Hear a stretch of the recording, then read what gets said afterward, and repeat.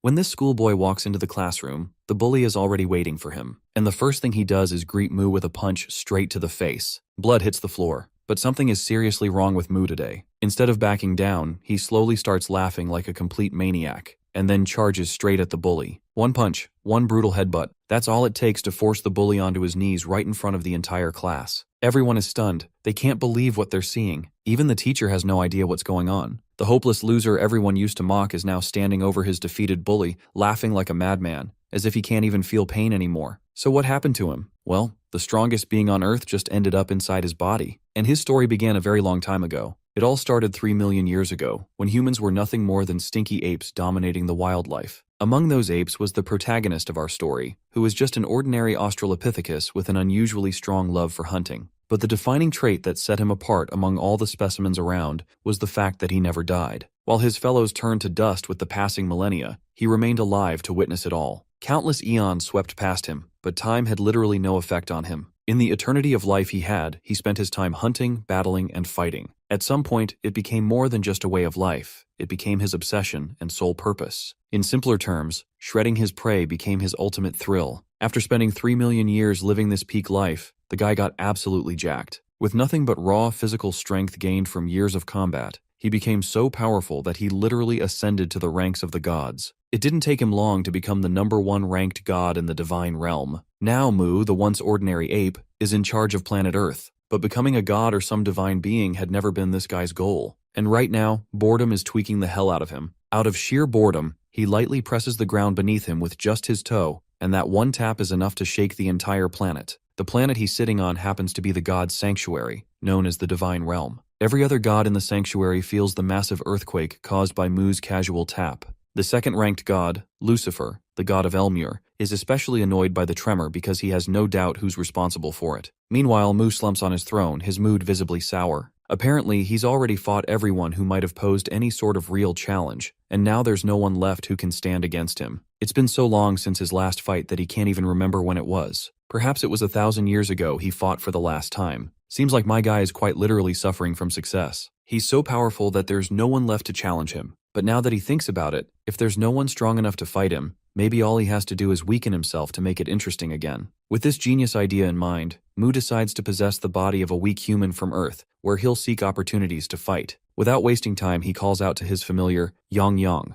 The massive reptilian creature quickly appears, ready to respond to his master's summons. Yang Yang isn't just any ordinary companion. He's the Supreme God's secretary, and his name literally translates to dragon in English. When Yang Yang asks the reason behind this sudden call, Mu casually shares his plan to visit Earth. Hearing this, Yang Yang panics and immediately casts an absolute binding spell, chaining his master down. He demands a plausible explanation for this abrupt and reckless decision. With the gods meeting on the horizon, Mu is supposed to stay put and fulfill his responsibilities. But Mu couldn't care less about any of that. Without even acknowledging the spell, he begins walking, dragging his massive reptilian secretary along like it's nothing. Yang Yang desperately tries to hold him back, but it's a futile effort. The real reason Yang Yang doesn't want Mu to leave isn't just duty, it's his own fear. This reptilian guy knows that once his master is gone, the other gods will turn their frustration and grudges on him. He's certain they'll use him as their personal punching bag to vent all the pent-up anger they've harbored toward Mu. But now that Mu has finally made up his mind, there's no power in the world that can stop him from fulfilling his desire to fight. Effortlessly, he breaks through the chains binding him and turns to his secretary. He openly declares that he'd consider staying, if only Yang Yang is willing to fight him in return. Of course, getting absolutely shredded by his own master is the last thing this poor reptile wants. So, nervously, he simply wishes his master a safe trip instead. With all obstacles out of his way, Mu shifts his focus to finding a candidate to possess. Tuning into the thoughts of the humans on Earth, he scans the sea of minds, listening to their wishes and desires. Amidst the noise, one thought stands out the most to him,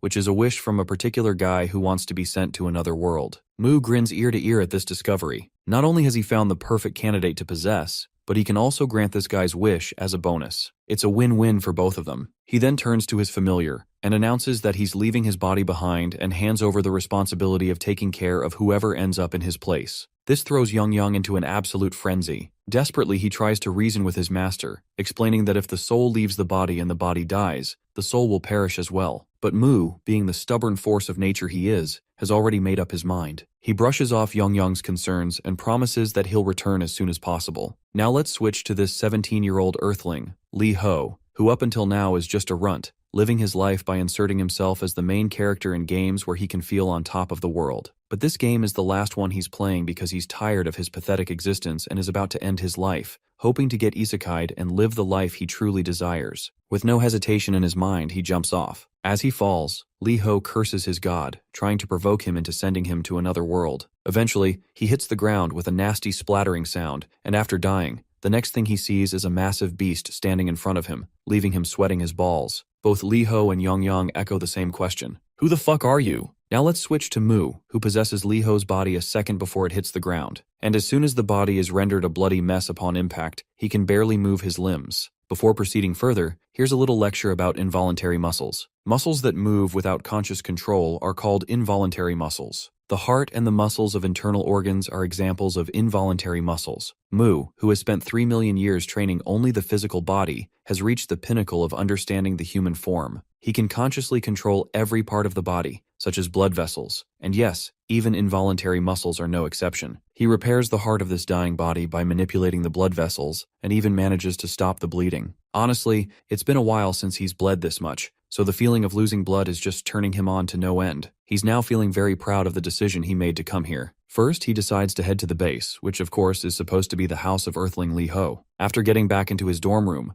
Mu spends hours digging through memories and figures out most of the things he should know. Apparently, Lee Ho has only one family member, and they're male, but he lives far away, so Lee Ho lives here alone. In simple terms, Lee Ho definitely fits the bill for being poor and miserable, and his current occupation is attending a place called school. Furthermore, there's one particular guy who's always finding excuses to beat the living daylights out of Lee Ho. This only makes Mu happier, as the sole purpose of his visit to this planet is to fight. He's ready to jump straight into a fight and start beating the hell out of anyone who crosses him. While he's getting all hyped up, he suddenly feels a tickling pain in his muscles. He quickly realizes that this muscle soreness must be from the handstand he did earlier. Although it's aching like hell, and you'd think that would be a huge turnoff, my guy is absolutely exhilarated to feel this familiar pain of muscle soreness, something he hasn't felt in 1,000 years. The next day, the spot where Lee Ho had fallen catches the attention of the authorities and is quickly turned into a restricted crime zone. With so much blood on the ground, they're trying to figure out who it might belong to. Mu also notices the officers gathered there, but he doesn't walk that path and simply takes a turn toward his class. After arriving at school, Mu opens the classroom door with the force of an animal, causing it to bounce back and smack him in the face. There's also this guy we have seen in Lee Ho's memories. He takes note of Mu's presence and questions him about his foolishness. Seeing this familiar face, Mu quickly recalls that this is the same bastard who often bullied Lee Ho. The sight of his prey being served to him on a golden plate like this makes him feel absolutely euphoric. Even the bully gets a little sassy, seeing how this loser is grinning maniacally. So he puts his phone down, gets ready, and throws a punch without any warning. The punch causes Mu's face to bleed, but he doesn't react at all to his enemy's preemptive attack. You see, Mu has his own rules when it comes to fighting.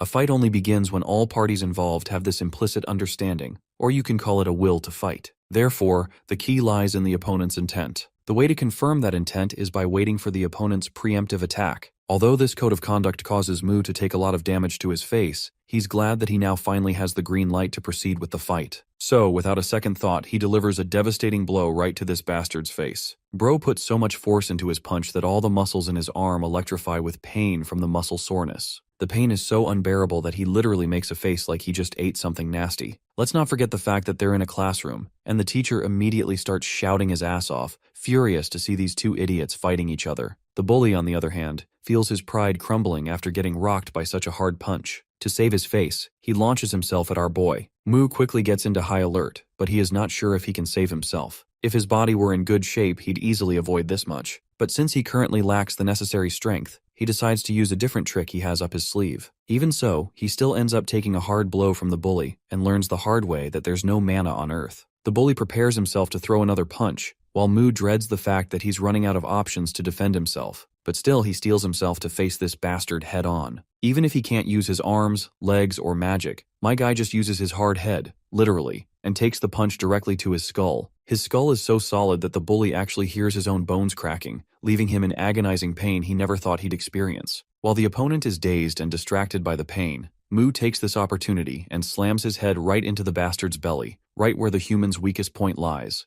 the solar plexus. Afterward, he follows up with an uppercut using his head, smashing the bastard under his chin. With that final blow, the bully's knees lose all remaining strength, and all the Gen Alpha kids in the room immediately grab their phones to record the guy in his misery. Everyone's faces glisten with sweat as they watch Lee Ho effortlessly win. Just yesterday, they'd seen him get beaten up, but this insane comeback is absolutely unbelievable. As for our boy, he's completely lost in his own thoughts. He vividly recalls how, when a fight ends and the excitement settles, there's a unique feeling you can only experience then. The dull, regular pain pulsing in the areas where you were hit and the sticky, bitter taste of blood seeping into your mouth. Well, this is exactly the feeling he's been longing for, and right now, he's absolutely turned on by this overwhelming sensation. My guy crouches down and makes sure to express his gratitude to the bully. But his way of expressing his gratitude is something rather unusual, something even I didn't see coming. He literally opens his mouth, bites off the bully's ear, and spits it onto the ground in the most barbaric way possible. This sight deepens everyone's anxiety even further. To think this dude actually ripped off someone's ear so casually? Well, this is just Moo's way of leaving his mark on those who give him a fun fight. It's his twisted version of expressing gratitude while marking them as a toy that could bring him joy. From now on, they'd be called Moo's Play. Only strong opponents could give him a fun fight, so naturally, Moo's Play became a symbol of strength in his eyes. But on Earth, this is not how things work, so it's no surprise that the custom he's been following is earning hate. Even students from other classes are talking about Moo. Sure, one student beating another isn't anything new, but someone getting neutered like this is something that's a first for the school. Through the windows, all of the students watch the bully getting loaded into the ambulance. Moo is glad that this place even offers house call treatments.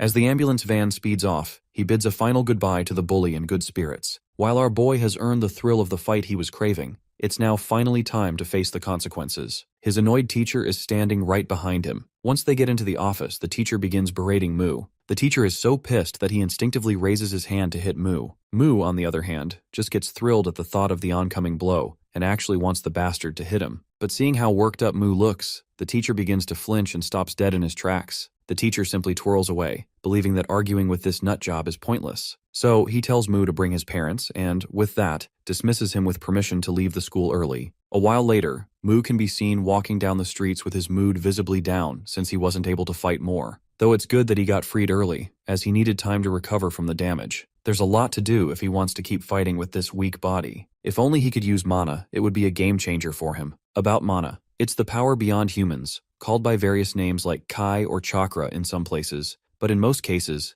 it's just called mana. Basically, mana is the life force present everywhere in nature. In some worlds, humans become hunters using it. In others, they become wizards. But on Earth, there's no mana, so no magic or skills that require mana can be used. He even tries to wield magic, but his attempt goes fruitless. Seems like Moo has no choice but to solely rely on his physical strength. Regardless, he decides to head back to God's sanctuary and return tomorrow once the body is fully healed. When he gets back, he notices Lee Ho choking the life out of poor Yong Yong. A few minutes later, Lee Ho directly addresses Moo, expressing his desire to take this dragon along with him to another world. After all, if he has this dragon in tow, he'll be overpowered from the very beginning. But Moo doesn't pay much attention to this human's words. He simply conjures up a giant hand that grabs Lee Ho and begins walking away without properly clarifying his intentions. Though he does briefly mention that he's definitely going to send Lee Ho to another world. A while later, we reach Lucifer's domain, the second-ranked god. Moo barges into the castle without asking for permission or anything. Lucifer, meanwhile, already knows what's going on and why Moo is here, so he flatly refuses him without even hearing him out. But Moo insists and makes it clear that he's already decided to send this prick to another world, so he humbly requests Lucifer to open the gate. Lucifer, of course, hates Moo's guts and how he's trying to boss him around. Besides, he has no reason to comply with Moo's commands. Well, my guy quickly reminds Lucifer about the significant gap between their strengths, which should be more than enough reason for him to comply. But if Lucifer still has any problem following what he's being told, then he can try hitting Moo, and they'll settle it. Of course, Lucifer knows exactly where this is going, so all he can do is fume in anger. Eventually, he relents and proceeds to open the gate. But Moo quickly stops him, deciding to handle things on his own. Lucifer reminds him that interfering in another god's domain is against the god's unwritten rules. He warns that if a god interferes with a fellow god's domain, then a defensive barrier will activate. Moo, being Moo, breaks the barrier with his bare hands despite the clear warning, leaving Lucifer absolutely speechless. After breaking that barrier, Moo then releases his grip on the boy and instructs him to hop through the portal, assuring him he'll be in another world. But Lee Ho isn't so sure if he wants to head into some unknown place without the dragon he requested. Well, Mu blatantly declines, stating that Yongyang belongs to him, and simply wishes Li Ho the best of luck in finding a dragon of his own. With that, he flicks Li Ho with his giant hand toward the portal, sending him to the new world. Once the mission has been accomplished, my guy decides to take his leave. Lucifer, on the other hand, is left standing there, his hands trembling with rage. You see, Lucifer originally came from his own domain, the planet Illumre. He was the first demon king, standing at the pinnacle of all living beings. With all the power he had under his belt, he became too arrogant to the point that he challenged the existence known as God. And surprisingly, he successfully killed the god he had challenged, taking their place. Basically, he rises to the top by defeating other gods. At that time, Lucifer was the god of gods, their absolute ruler, invincible and supreme,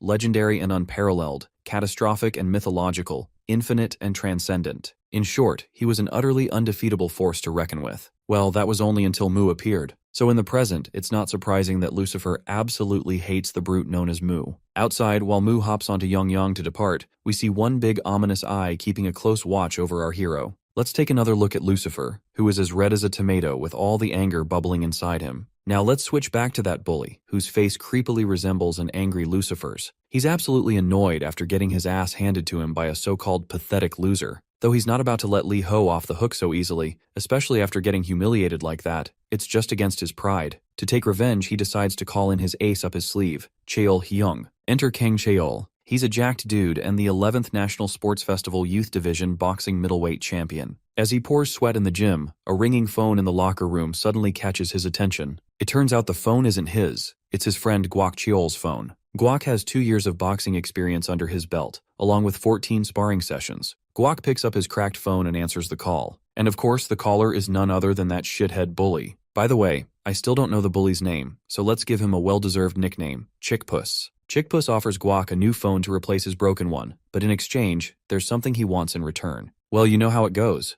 Guak is more than willing to help Chickpuss with whatever it is. The next scene transitions into the classroom. Chickpuss enters, his nose and ears still covered in bandages, with his hand also wrapped up. After that humiliating loss in front of everyone, he can barely walk into the classroom with his head held high. As expected, he becomes the center of attention, and the students immediately start clamoring about how he ended up like this after always picking on people. They find it hilarious how the once tough guy is now nothing more than a defeated mess. The students who used to be scared of him now think it's ridiculous that they were ever intimidated by this hobo. Eventually, all these insults get under Chickpuss's skin. Slamming his bag down in sheer frustration, he glares at everyone. He confronts the students who are intentionally whispering just loud enough for him to hear. He challenges all of them openly and dares them to face him head-on if they're so eager to pick a fight. While most of the students recoil in fear, one particular student, the class president, stands up from her seat. Without hesitation, she tells him to shut the fuck up and sit down. Or, if he doesn't like it, he can leave the class. Chickpuss can't stand the fact that he used to be the hotshot in this room, but now everyone treats him like a complete loser. In a fit of rage, he grabs a chair and yells out a challenge to the entire class, daring anyone to come at him if they're so eager. It's then that a jacked-up guy steps into the classroom. Once he's inside, he questions the loudmouth about why he's standing. Chickpuss doesn't take long to get over his seat. While Chickpuss cowers on his seat, the class president gives a quick nod to the teacher, silently assuring that everything is fine. The teacher, however, has other plans. He asks the class president to meet him after school. Apparently, the guy who caused a scene yesterday, Li Ho, hasn't been answering his phone. The teacher wants the class president to check on him. To sweeten the deal, he promises her a glowing recommendation letter for her senior year. With that, the teacher conveniently dumps his responsibility onto the poor girl and heads out. Later, the class president arrives at the hostel building. She knocks on the door for what feels like ages, but there's no response. Since no one is answering her calls either, she decides to take matters into her own hands and enters the room. The moment she steps inside, two things immediately grab her attention. First, there are cockroaches crawling around everywhere. Second, and far more concerning,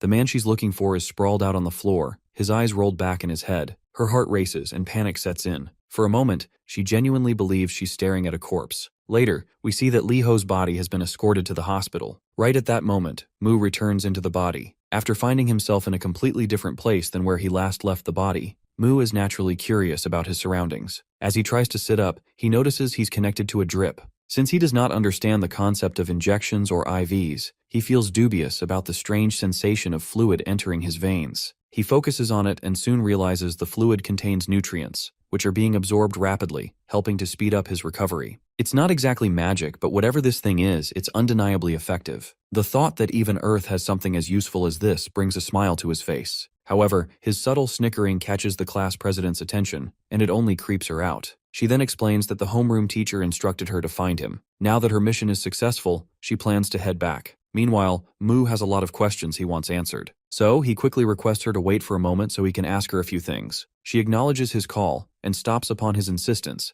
giving him a short period of her time before she proceeds to head to the tuition. Well, it looks like Mu has some questions that could help him learn about this world. The most important thing this fight-obsessed brute wants to know is if there's any place where he can train his body. The girl is completely expressionless, unsure how to respond since his question came totally out of the blue and was completely unexpected. But after a moment of thought, she decides to guide him. Since Mu's broke as hell, he ends up in a public park instead of a jam-packed gym. After doing some pull-ups, Mu feels pretty good. Even though he's just in an ordinary park with basic training equipment, he finds it all incredibly professional compared to what he had back 4,000 years ago. Back in the day, the only exercise he did was stone rolling, cliff climbing, and digging holes. It was all simple primitive training methods. But looking at this modern equipment, he's forced to admit that Earthlings are tougher than he originally thought. Suddenly, a pebble strikes him out of nowhere. It turns out Chickpuss has shown up, and he's brought along Guac, the friend he hired if my memory serves right. Chickpuss is drenched in sweat, his face contorted like he's dealing with some serious constipation. He's been searching the whole neighborhood for Mu,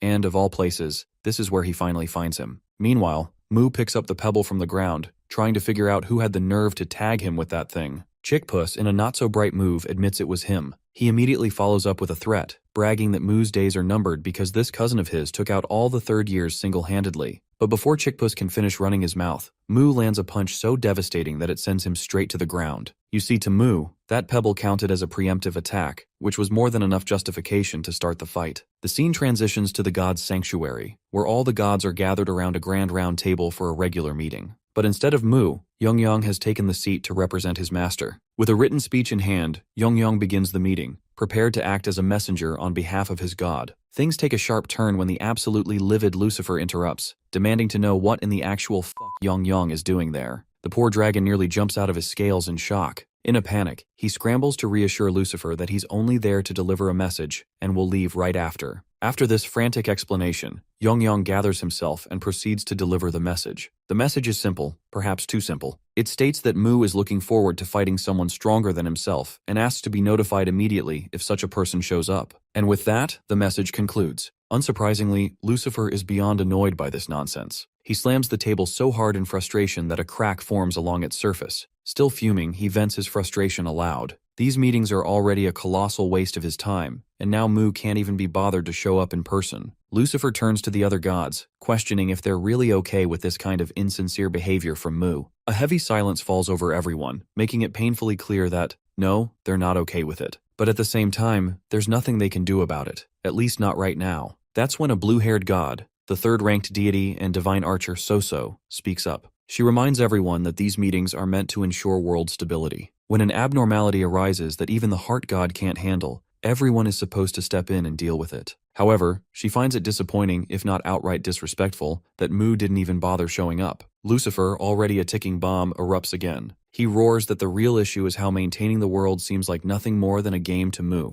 He warns that the entire system could collapse with the reckless way Mu keeps acting on his whims. To make matters worse, Mu's so-called solutions always end up making things worse. His anger peaks as he recalls the disaster from 1,000 years ago involving planet Cyclops. Just thinking about it sends his rage into overdrive. The god of Cyclops quickly nods along, visibly uncomfortable as he recalls that catastrophe from 1,000 years ago. By the way, he's the 8th-ranked god. Here's a little context about what happened back then on planet Cyclops. Apparently, a void creature, Shoggoth, attacked the planet, while Mu, the maniac, obliterated the monster with his brute strength. His recklessness caused colossal damage to the planet itself. Lucifer firmly believes that if the gods had worked together, they could have minimized the destruction. Instead, Mu botched the whole thing, allowing the creature to devour part of the planet before taking it down. Lucifer is done tolerating this. He declares that he can no longer watch that lunatic destroy everything in his path. Without hesitation, he goes so far as to claim that Mu isn't even fit to hold the title of a god. Hearing this, Yongyang panics. The poor reptile can only watch as the god's resentment toward Mu becomes glaringly obvious. With nothing else in his power, all he can do is desperately beg for his master to return and fix things. Meanwhile, back on Earth, Chickpuss is sprawled on the ground after that punch. He's furious, seething at the thought that this idiot didn't even hesitate before decking him, even though his esteemed cousin, the boxer, is standing right there. Guac finally speaks up. He can tell this kid not only has guts, but also knows how to throw a punch or two. Curiously, he asks Mu if he plays any sports. Of course, this brute has no concept of something as structured as sports, and simply states that all he does is fight. Guak nearly chokes on his own breath hearing this clown of a response, but whatever the case, his curiosity is piqued. He's ready to test Mu's mettle and throw a punch or two at him. He takes the liberty to strike first, and launches a brutal punch. The result is just as you would expect. Blood sprays from Mu's nose, and he's sent sprawling backward. This outcome doesn't make Guak happy in the slightest. He's utterly bewildered, realizing that Mu had deliberately watched his punch all the way through and didn't even try to dodge it. Let me remind you, Mu the maniac doesn't dodge preemptive strikes. Now that the stage is set, our guy is ready to go all out. After observing Guak's movements, Mu mimics a boxer's stance. Balling up his fist, he throws a punch with all his might. But Guak quickly dodges the blow, though the sheer force of the punch sends him skidding backward. The poor guy learns the hard way that this dude, Lee Ho, really has something in him. The power behind that punch was downright unreal. Mu, on the other hand, is having the time of his life. Throwing a proper boxing punch for the first time felt like absolute bliss. At the moment of impact, Mu had intentionally tensed his arm muscles as hard as he could. Sure, his arm is screaming in pain now, but it was worth it. That punch felt amazing. He's never experienced this kind of force before, especially not from those weaklings who would break the moment he touched them. Still, if he wants to keep fighting, he knows he needs to take better care of his body. For now, he decides to use a temporary fix, in the form of himantes. Himantes are ancient Greek boxing straps made from 4-meter-long strips of tanned cowhide, wrapped tightly around the wrists for support. Meanwhile, Chickpuss is losing his mind watching his cousin, the so-called boxer, get pushed back. He angrily questions Guak, demanding to know why he's struggling so much against this nobody. Under the mounting pressure, Guak launches himself forward again,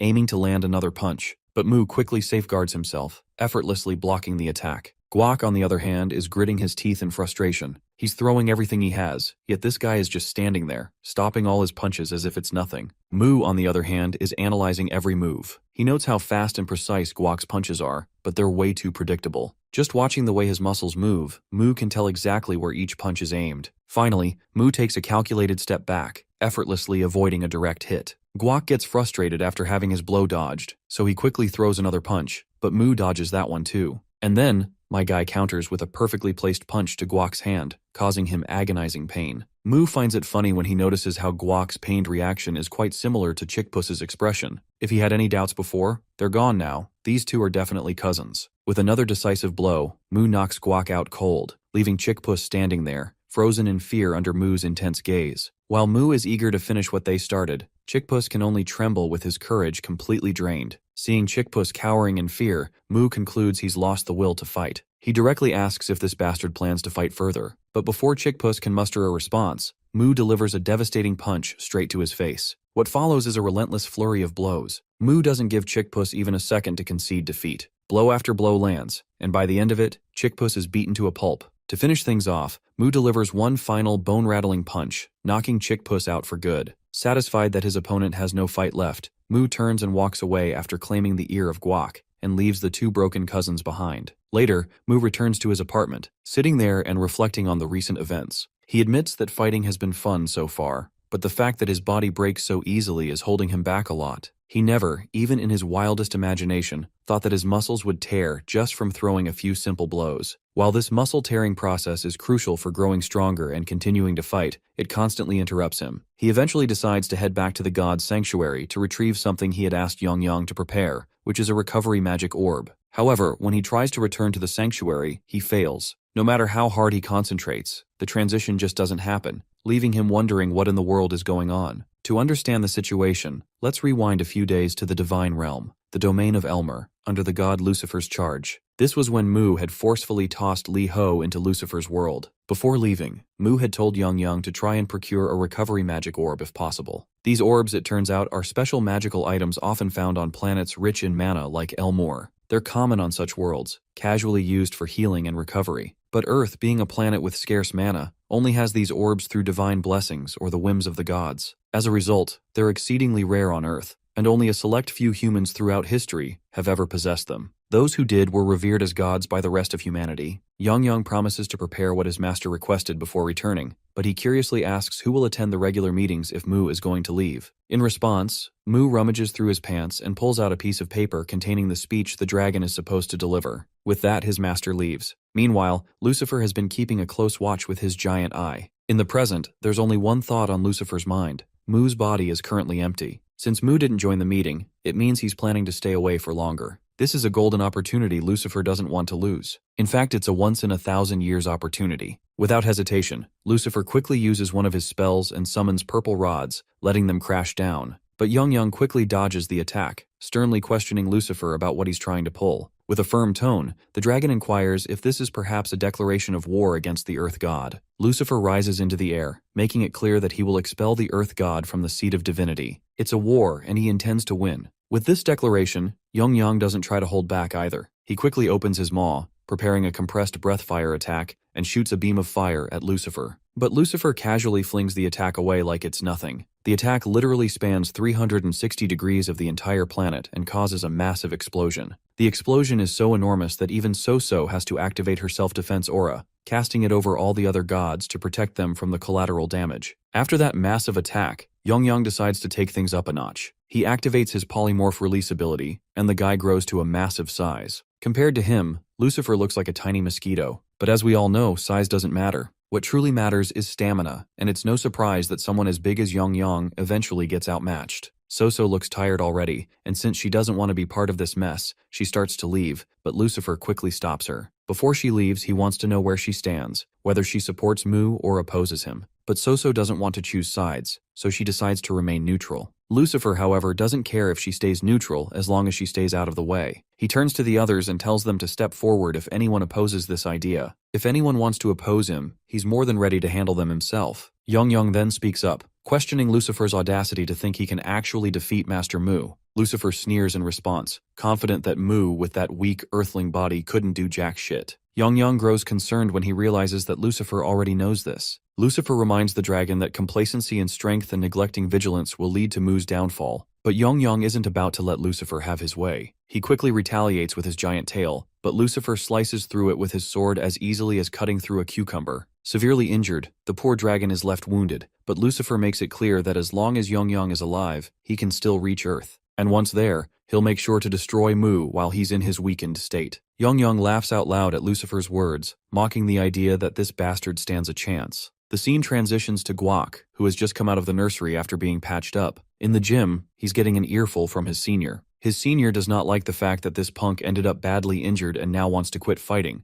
even though the competition is just around the corner. The poor guy can do nothing but apologize. But his apologies don't calm his senior down. The senior instructs him not to come back until his arm is healed and dismisses him, telling him to get out of his sight. After taking the harsh words, the poor guy begins to walk out. As he leaves, he runs into Kang Cheol at the exit. Kang, of course, is not thrilled to see his friend in such a beaten-up state, and questions him about the broken arm. Now that Guak thinks about it, Kang is the best boxer in their gym, so he wonders if he might be able to defeat the person who did this. He bows his head in embarrassment before starting to explain. He claims that Chickpuss was getting bullied, so he stepped up to save him, but the opposing party ganged up on him and beat him up. What a coward. He literally twisted the entire story, and just to save his face, he is lying that he was ganged up on instead of admitting that he was soloed by Mu. Anyway, Guak claims that his left arm and ear are in this condition because of those punks. He even starts crying in order to sway Kang into fighting those bastards for him. But it seems Kang isn't as stupid or brain-dead as this blonde. Kang simply tells him that he should have been more careful before the competition, and, instead of fighting, he could have done an extra sparring session. Of course, Guak wasn't expecting this response. The fact that Kang isn't even considering helping him just makes him a little annoyed. Suddenly, Kang pauses, turns around with a totally pissed-off face, and asks this idiot who it was that beat him to a pulp.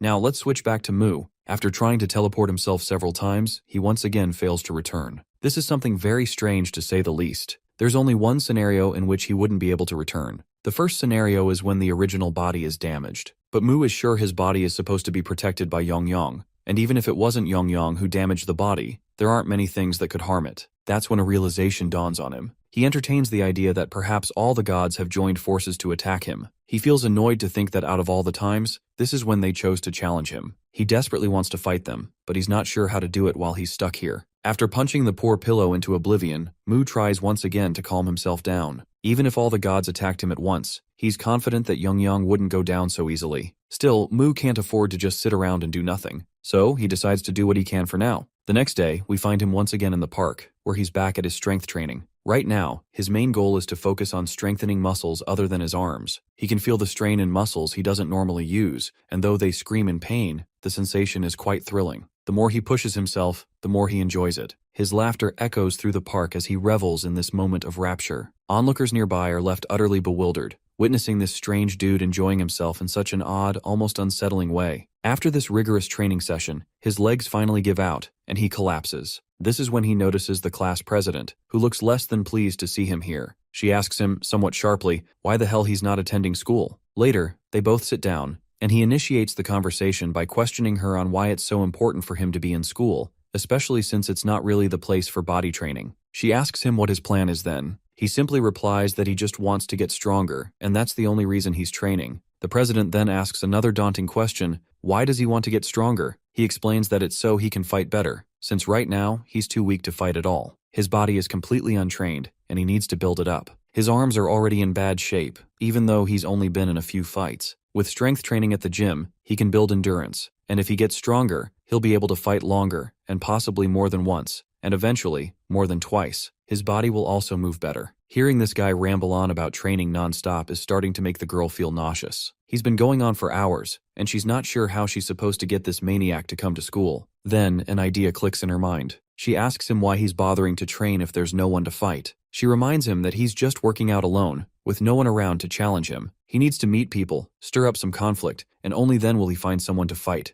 Before leaving, she instructs him to start coming to school regularly starting tomorrow, and to stop making her put up with more of his nonsense. As she walks away, he starts to see the logic behind her words. It's true that the guys he beat up probably won't show up again, so he'll need to find stronger opponents on his own. And looking for someone to fight while waiting for his body to recover doesn't sound like such a bad idea. While he's still deciding whether or not to start going to school tomorrow, a shady guy sneaks up behind him and calls out his name. He quickly picks up on the guy's tone and lets out a heavy sigh, feeling a sense of satisfaction. It seems like he's finally found his next target. As the punch comes flying at him, the maniac turns around with a big smile, ready to take it right to the face. Before we dive right into the action, here is a little bit of introduction about this new guy. Enter Cheol, a 15-year-old boxer who is slowly making a name for himself in the boxing. When he first starts, there comes a time when his sister, a rising star in ballet, attracts a stalker. The man becomes dangerously obsessed with her, keeping an eye on her every move. One day he crosses the line and tries to grab her instead of just following from afar. But before the stalker can do anything, he receives a hard punch from Kang Cheol. Unfortunately, it backfires. Because of Kang Cheol's earlier violent act, the stalker doesn't receive any punishment. Things only get worse. The stalker's obsession intensifies to the point that he attempts murder. This time, Kang Cheol once again protects his sister and stops the crime, but not without a cost. The stalker injures his sister's leg, ending her dream of becoming a ballerina. Enraged, Kang Cheol loses his faith in the law and starts believing only in himself. From that moment, he becomes a sort of vigilante, an avatar of justice who punishes those standing on the edge of crime during the darkness of night. He delivers judgment through his fists. Now, facing off against our dude, Kang Cheol notices his opponent immediately reacting to his light punch and guarded stance. It seems our boy realizes that Kang Cheol is just testing him. However, the good thing is that Cheol himself is now fighting Mu,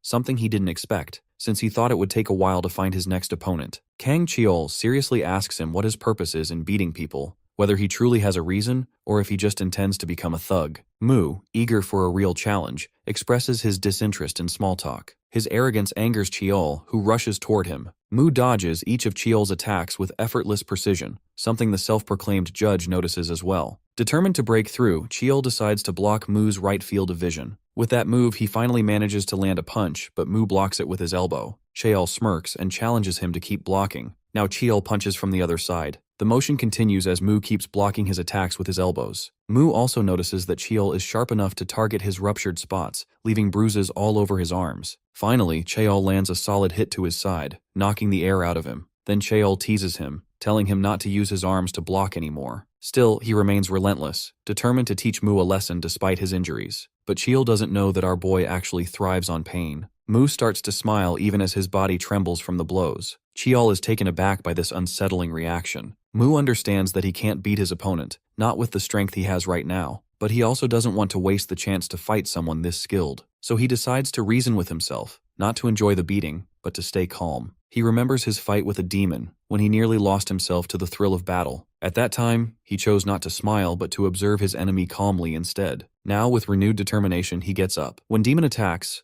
Mu dodges. The punch slams into the wall behind him. Leaving behind his barbaric impulses, Mu decides to use his mind in this fight. With each exchange, his reflexes and responses sharpen. Still, he can't completely hide his excitement. Trying to suppress his grin, he puts on a sulky expression instead, but his acting is so bad that it only infuriates Cheol further. Feeling mocked, Cheol charges at him again. Cheol can't believe that Mu is still fooling around and is about to crush that sulky face of his. Cornered, Mu throws dust toward Cheol's eyes, but Cheol blocks it with his elbow. This move, however, confirms his suspicion that this boy is definitely going to be a criminal someday. With the same sullen face, Mu urges Cheol to continue the fight. Cheol, burning with anger at that expression, attacks again, but Mu easily dodges by ducking to the side. Cheol quickly appears behind him and aims for his chin. Mu smiles, having predicted Cheol's fighting style. It's a bare-knuckle technique. This kind of fight existed in his own era too. After returning to Earth and facing 2 opponents so far, he concludes that the old-style knuckle fights focused more on defense because the rough ground limited movement. Now, with smooth floors and shoes to aid movement, fighters can fight more offensively. Observing Cheol's motions carefully, Mu begins to understand his attack patterns and realizes he can easily guide the flow of the fight his way. Most of the time, Mu keeps dodging Cheol's attacks. His plan is simple: move faster while the ground gives him leverage. Once he finds an opening, he plans to strike Cheol's vital points and claim victory. He readies his fist and swings, aiming for Cheol's face,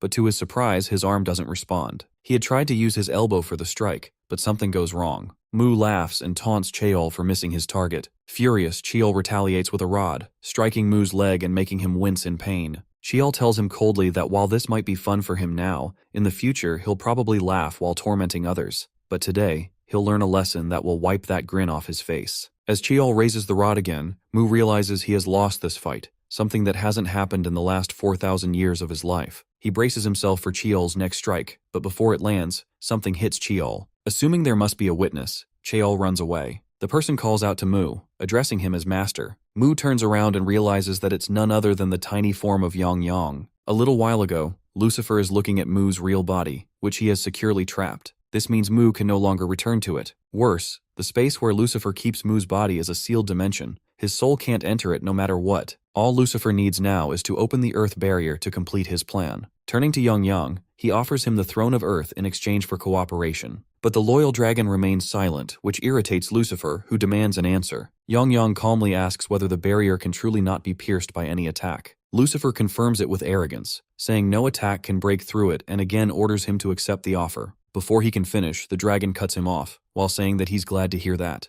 Then Yang Yang unleashes a massive explosion spell that engulfs the entire building. The next moment, a powerful blast shakes everything, and a miniature version of Yang Yang flies out of the tower, thinking how he's used all of his remaining strength just for this one move. He rushes toward Earth to inform his master of everything. Behind him, an enraged Lucifer chases furiously, vowing to crush both the dragon and Mu. Before he can catch him, Yang Yang dives into Earth's atmosphere and crashes right into Cheol, who is about to attack Mu again. The tiny dragon hurriedly tells his master everything and apologizes for the mess. Mu stays silent for a moment. Then, his expression twists into pure fury as he lets out a loud, furious curse. The next moment, Mu's anger turns into excitement, clearly because of the thought of an impending fight with Lucifer, who always pretends not to want to face him. He stands up with determination, ready to prepare his new body to battle the Demon King as soon as possible. But suddenly, pain shoots through his wrist from his latest fight, and he realizes he won't be able to use his arm for a while. Turning to his pet, he asks whether he brought the magic orb, and Yang Yang confirms.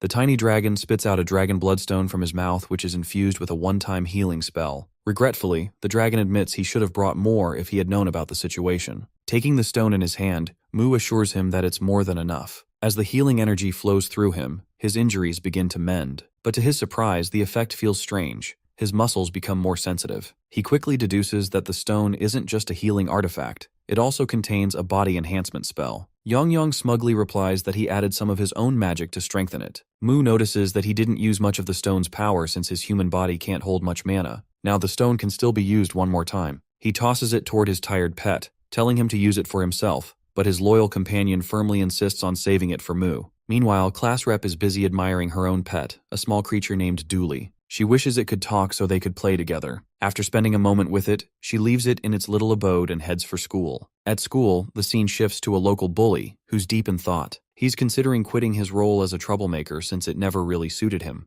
This time, he's determined to focus on his studies. Mu, however, has other plans. The moment he enters the classroom, he challenges the bully outright. Eugen sighs dryly, commenting that he's finally shown up. Mu replies that she was the one who convinced him to come to school to find a fighting partner. Nervously, she wishes him good luck, hoping he doesn't do anything reckless. Meanwhile, Cheol overhears some classmates talking about the second-year neutralizer. A girl explains that Lee Ho, a student who was often bullied, once fought back and beat his tormentor into a pulp, ripping off the guy's ear in the process. Since then, he's been known as the neutralizer. Cheol suddenly remembers his junior from the boxing club and grits his teeth, realizing he's been lied to. He regrets hitting the wrong person but consoles himself by thinking he only punched him once. Meanwhile, Mu grows disappointed when he finds no worthy opponents and decides to head to training instead. Suddenly, his eyes land on Cheol, and he immediately recognizes him as the opponent he fought yesterday. Cheol notices Mu's gaze and instantly bolts from the classroom, while Mu chases after him excitedly. Cheol panics, wondering how Mu could possibly recognize him since he had been well disguised during the fight. He also worries that Mu might report him to the police, so he desperately tries to lose him. Cheol turns into an alley, but when Mu looks inside, he finds no trace of him. Disappointed at losing his fight he was craving, Mu sighs, already itching for the next challenge. Yong pokes his tiny face out from Mu's shirt collar and asks about Cheol,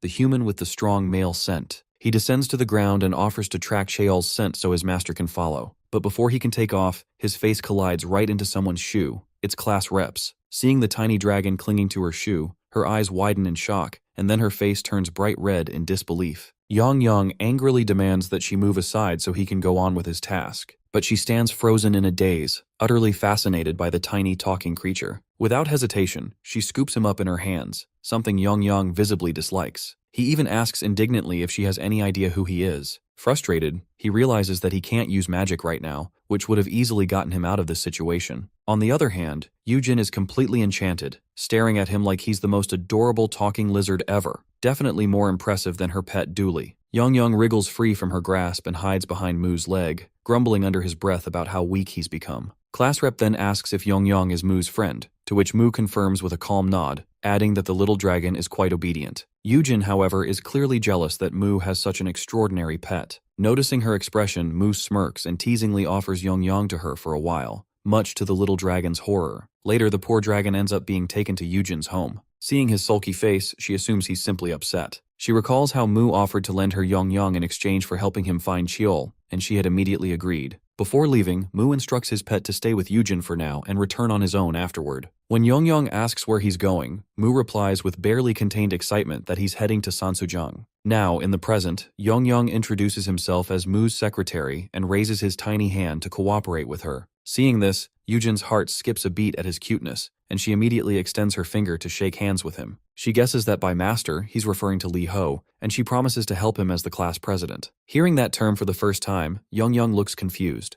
Yujin explains that it means she's not only the leader of the class but also the top student in their grade. Now he understands why Mu chose her because of her position. But he's also baffled to learn that Mu himself isn't the leader. When she reveals that Lee Ho isn't even the top student, Yong immediately protests. He insists that if she's the leader of the class, then Mu must be the leader of Earth. Then, with all the authority his tiny form can muster, he orders her to make sure Mu becomes the strongest. Yujin agrees, but on one condition. He must visit her home often. Feeling quite smug, Yong accepts, thinking this works perfectly in his favor. He's already planning to use Yujin to gather information about Earth. Deep down, he's determined to help his master reclaim his title as the strongest of all. Meanwhile, the said master is training in the park. He gets down from a pull-up bar, satisfied with the enhancement effect of the dragon bloodstone. He also notices that his torn muscles have fully healed, which will help him grow even stronger. Ready to test his strength, he positions himself, pulls back his arm, and punches the iron pole in front of him. The result is satisfying, as the impact rings out sharply. He glances behind him, half expecting to see Cheol, but feels disappointed when he doesn't. Still, he consoles himself, thinking he'll run into him eventually at school since they both attend the same one. As he walks away, the pole he struck now bears a deep dent from his punch. Passing by Yujin's house, his scent of sweat drifts through the air, reaching Yong, who is currently browsing online shopping sites with Yujin. Catching the familiar smell, Yong hops down from her shoulder and bids her goodbye. Yujin is clearly disappointed that his visit has ended so soon. Jumping out the window, Yong glides through the air and lands neatly on Mu's shoulder. With a smug grin, he boasts about how he won Yujin over, and that now she too will follow Mu. As they continue walking, a commotion breaks out in a nearby alley. Mu turns his head and Yong's nose twitches. He immediately catches the familiar scent of Cheol coming from one of the people fighting. Cheol is beating up a thief who stole a bike. The thief, clutching his bruised face, warns Cheol that he's making a huge mistake. He even threatens to send people after him, which only earns him another round of punches for talking nonsense. At that very moment, Mu shows up behind him. Cheol turns to find Mu standing behind him. Yongyang, however, is too busy sniffing the air, clearly distracted by the delicious smell coming from a nearby restaurant. Mu's eyes, though, are locked on Cheol. Cheol immediately raises his hands in protest, insisting that Mu has misunderstood as he has no intention of fighting anymore. But Mu doesn't seem to care. Without a word, he charges forward. Left with no choice, Cheol takes a defensive stance. Just as Mu closes the distance, he suddenly stops. Cheol blinks in confusion, unsure why Mu hasn't attacked yet. For a split second, he wonders if Mu might have changed his mind. That's when the thief, seeing an opening, pulls out an iron rod from his bag and swings it hard. Cheol narrowly dodges, but the rod crashes against Mu's head instead. Mu pretends to be hurt, but in truth, he's only waiting for the right moment. The instant the thief lowers his guard, Mu kicks him in the stomach, snatches the rod, and slams it into the man's neck before smashing their heads together. The thief screams in pain, but Mu doesn't stop. He keeps hitting, punching, and striking, his face lighting up with joy, until suddenly, it doesn't. His excitement fades into dullness. The victory feels empty, lifeless. One-sided fights just don't thrill him anymore. So naturally, he decides to fight Cheol instead. But when he turns around, Cheol is already gone. While Mu was busy pummeling the thief, Cheol quietly slipped away, wondering in disbelief how this guy kept finding him. Meanwhile, poor Yongyang is still thinking about food, drooling at the thought of a proper meal, only to be smacked aside as Cheol runs past him in his escape. At home, Cheol's mind keeps rolling around Mu's tactics, the way that guy seems to actually enjoy fighting. At that moment, his sister, Kang Hyuna, arrives, proudly announcing that she has just won a case against a criminal. After the stalking incident, this former ballerina has become a prosecutor. She tells him to move aside, but he turns to her and asks if she would get hurt if he hit her. She retorts that her hit wouldn't even make him flinch.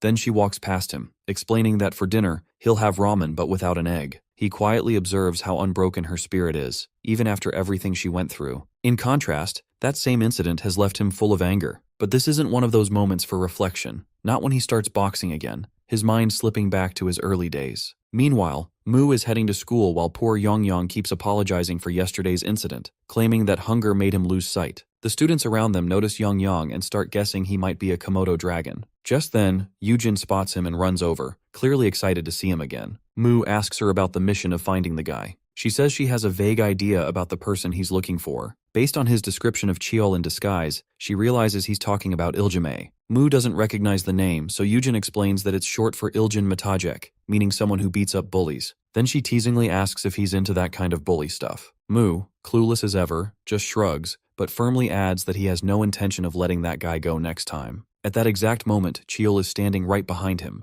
They are passing by when they hear Cheol's voice behind them. He leans in and whispers in Mu's ear that he'll find him after school, so he should wait up. Yujin notices their exchange and curiously asks if they know each other. Instead of answering, Mu looks thrilled at the thought of meeting this Iljimai. During class, waiting becomes torture for him. He can barely hold himself back at the thought of fighting. When the class finally ends, he finds Yujin and offers a motion-sick Yongyang to her, saying he has some work to do. Giddy with excitement, she immediately takes the little dragon and leaves. Once everyone's gone, Mu tells Cheol that his waiting is over. Cheol steps out, satisfied that he's been quiet all this time. He pulls out a pair of leather gloves and puts them on. Mu eyes them curiously, wondering if they're himantes, the kind used in ancient Greek boxing. Cheol asks whether he likes fighting. Mu denies it, but admits in his mind that he enjoys the feeling of sensation when he hits and gets hit. The movement of muscles, the surge of energy. It makes him feel alive after so long. Cheol, watching his expression, easily catches that he's lying. Then Cheol tosses him an extra pair of gloves and tells him to wear them since he doesn't plan to beat up anyone unarmed or anyone who isn't a bully. Without wasting another second, Mu slips on the gloves and rushes toward him. Cheol notes his impatience but stays calm. He's here for the fight too. He wonders if he's becoming overly emotional again. Facing Mu, Cheol relaxes his stance, deciding to treat this like a real boxing match. The next moment, when he lunges forward, Cheol punches him square in the face, then lands another blow on the other side. The rhythm feels good. He relaxes his shoulders again, channels rotational force through his body, and transfers that energy to his fingertips before sending another hit to Mu's face. Finally, he feels like he's boxing instead of just fighting. Meanwhile, Mu realizes Cheol's punches are dangerous, enough to cause real damage if not for his physical reinforcement. But the thrill of battle excites him. He's finally getting the fight he wanted. Elsewhere, in the night study class, Lee Haejin is asleep at his desk. He wakes to find a sticky note reminding him regarding his constant napping.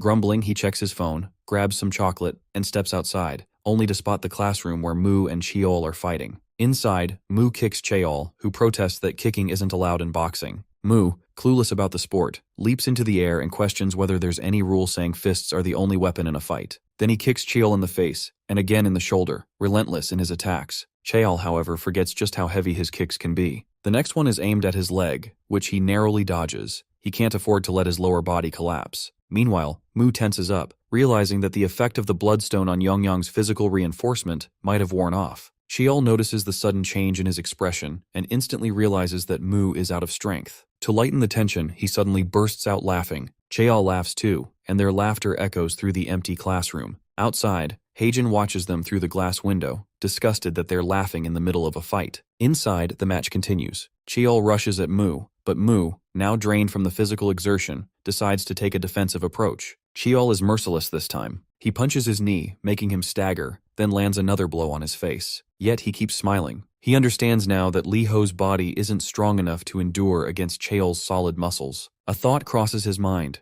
to use the third form of the bloodstone. Still, he rises again, determination burning in his eyes, and throws another punch. Cheol blocks it easily, and remarks on how lively Mu is even after exhausting his strength. Then he mocks him for having such a light punch. At that moment, Cheol gets distracted by something, and Mu seizes the opportunity. Cheol feels dizzy and confused. Even though the punch wasn't particularly strong, he decides to stay focused from now on. The next moment, he slams his head into Cheol's. Mu looks satisfied to see his trick working perfectly in his favor. In reality, he's practicing gathering mana, something essential for using magic. Normally, during mana gathering, a user draws in and purifies the surrounding elements like dust and oxygen. But here on Earth, since mana doesn't naturally exist, he adapts the method by gathering air in one spot, and when he attacks, it bursts outward as he releases it. He didn't expect it to work so effectively. Now, looking at the knocked-out Cheol, he finds him far more interesting than expected. He's even tempted to bite him to leave a mark after such an entertaining fight, but before he can, his hand stops him. He has misunderstood the scene.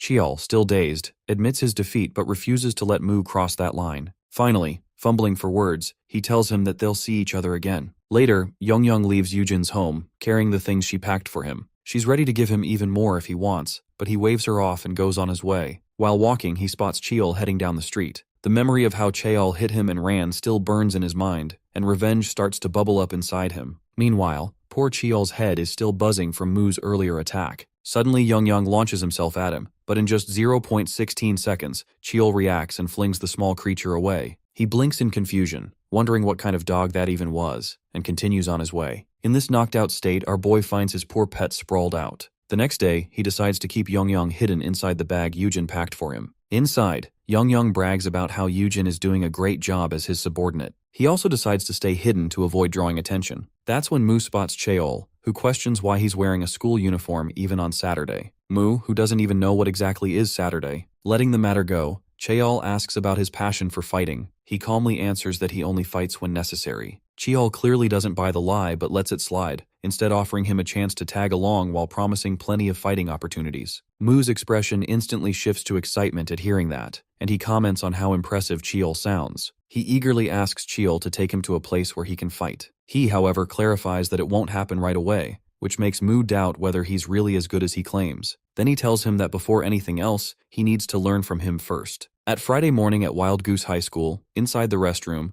a group of boys controls the entire space, not letting anyone enter. One bulky boy, Yang Zhou, stands inside, demanding money from another boy who offers only 20,000 won. The small amount infuriates him. Yang Zhou vents his frustration at Cheol because of him he couldn't sell the bike for a good price. Enraged, Yang Zhou punches the wall and curses Iljimai, muttering that the money isn't even enough to cover the principal, let alone the interest. He then orders his subordinate to call everyone. Now on Saturday, Cheol explains the situation to our boy. Initially, he says he just used to beat people recklessly, but after meeting him, he realizes he can actually enjoy fighting. Mu suggests that instead of wasting time on random people, he should just fight with him. Cheol assures him that a rematch will happen soon. Then Mu points somewhere, telling him to look. At first, Cheol assumes it's cigarette smoke, but the fog is too thick for them to be smoking that much. He senses something shady is about to happen as he spots a suspicious figure standing behind the smoking boys. The shadowy figure is demanding money from someone when Cheol moves closer to the smoking boys. One of them demands that he hand over his wallet, which earns the guy a solid punch from Cheol. Another instantly recognizes him as Iljimai. When the smoke clears, Cheol sees that there are more thugs than he first thought. He signals to our boy, who puts on his own mask, ready to move. Cheol rushes forward while Mu stands still,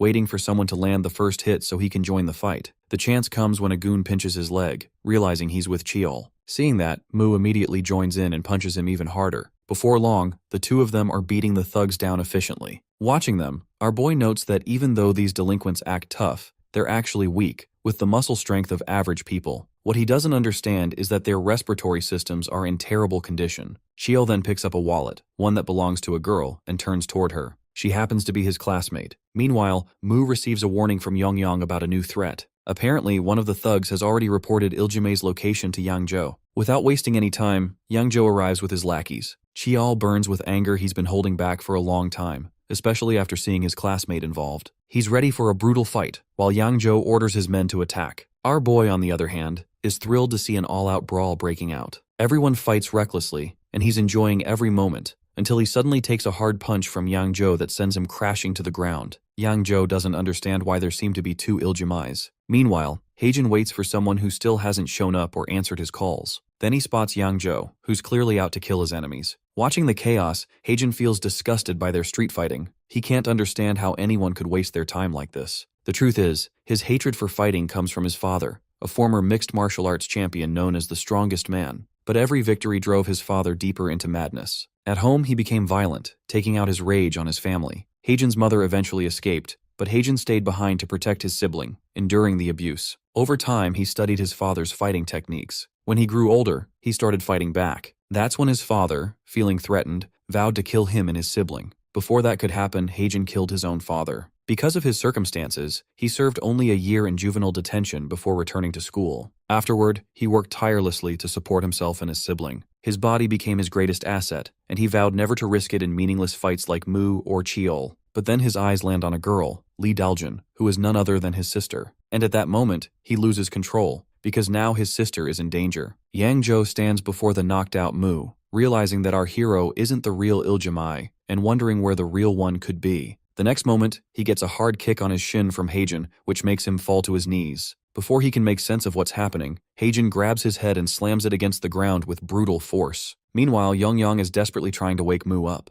Heijin rushes forward, stepping over the poor dragon without a glance. Cheol notices his target being taken down by someone else and can't understand what's going on. Heijin keeps cursing, and Cheol, assuming he's just another thug, prepares to fight him. Then Daljun calls him out, which distracts Cheol for a moment. Taking advantage of that, Heijin lands a solid hit on him. In the next instant, he pushes him back, grabs Daljun's hand and pulls her away. Her wallet slips from her pocket again as they run. On their way, Yang Zhou stands in their path, demanding to know who Heijin really is, another Iljimai. Heijin doesn't bother to answer and raises his fist to punch him, but our boy moves faster, landing a powerful hit that knocks Yang Zhou down. Heijin wastes no time and uses the moment to escape with his sister. Mu laughs uncontrollably at the chaos, but Cheol warns him to keep his face covered. As they move forward, Yang Zhou catches sight of their shadows, his fury boiling over. Later, Cheol lectures our boy about the most notorious delinquents around, among whom Yang Zhou stands out prominently. His other partners are Kwak Dugan from Kuku High School and Kim Chung-gu from Whistle High School. Together, they're known as Godori. So far, they haven't caused major trouble, but lately, people have started reporting cases of robbery linked to them. He keeps wondering about the reason behind everything,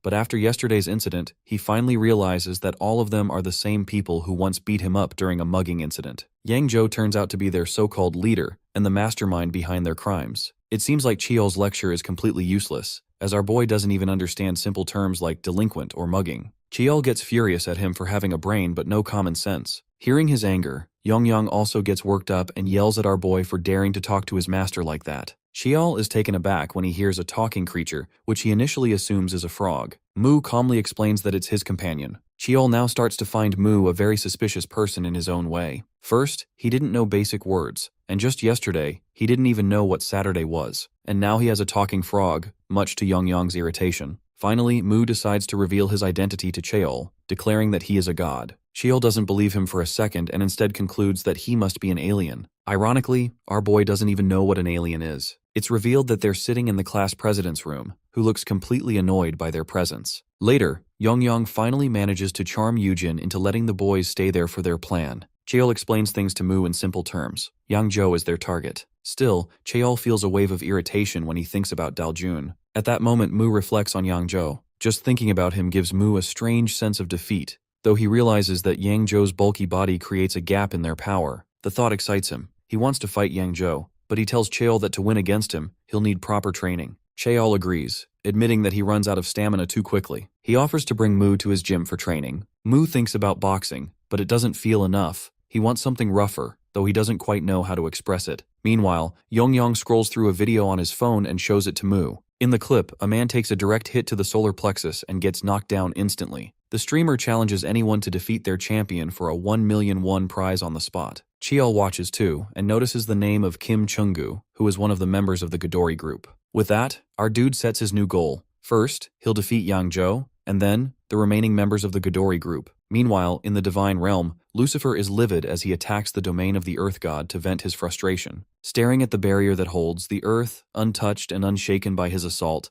Lucifer grits his teeth in utter rage. He knows that Mu can easily break through this kind of barrier, and he can't understand why, despite being stronger, he himself cannot. The realization frustrates him beyond reason. His face shifts into that of Yang Zhou, who is furiously cursing Iljimai. He's standing in a public restroom, banging so loudly that a person inside wonders if he's just that desperate to use the toilet. Later, Yang Zhou complains to his minions about not getting either the money or Iljimai. One of them shows him Daljun's wallet. When he checks inside, he finds only a few coins. He frowns, muttering about how today's youth apparently don't carry cash anymore. Then he spots Daljun's ID card and picks it up. His expression twists into a smug grin. He's clearly planning to use it for something. Meanwhile, Mu follows Yongyang's directions, guided by the map Yujin made for them. As they walk, a boy jogs past with his dog. The moment the dog gets near Yongyang, it catches his scent, growls, and bites him. Enraged, Yongyang glares at his new enemy and swears to kill the dog as soon as he regains his magic. After a while, they reach their destination, where people are trying to participate in a challenge, but keep getting rejected by the streamer selecting the participants. When it's Mu's turn, the streamer comments on him wearing a school uniform on a weekend and asks about his school. Mu confidently answers that he's from Pigeon High School. When asked about his fighting experience, he doesn't understand at first. Once the streamer explains, he calculates and proudly declares that he has 3 million years of fighting experience, causing a person behind him to burst into laughter. The girl agrees to let him participate but asks for an entry fee of 50,000 won. It seems Yongyang has already stolen Yujin's wallet, and the streamer finds 46,000 won inside. She accepts it anyway and lets Mu join. As Mu steps forward, he notices a hooded figure whose physique reveals intense training. Remembering the Godori members from the stream, he concludes that this must be one of them. The Godori member announces that the challengers should come forward, as the contest is about to begin. First comes the introduction phase.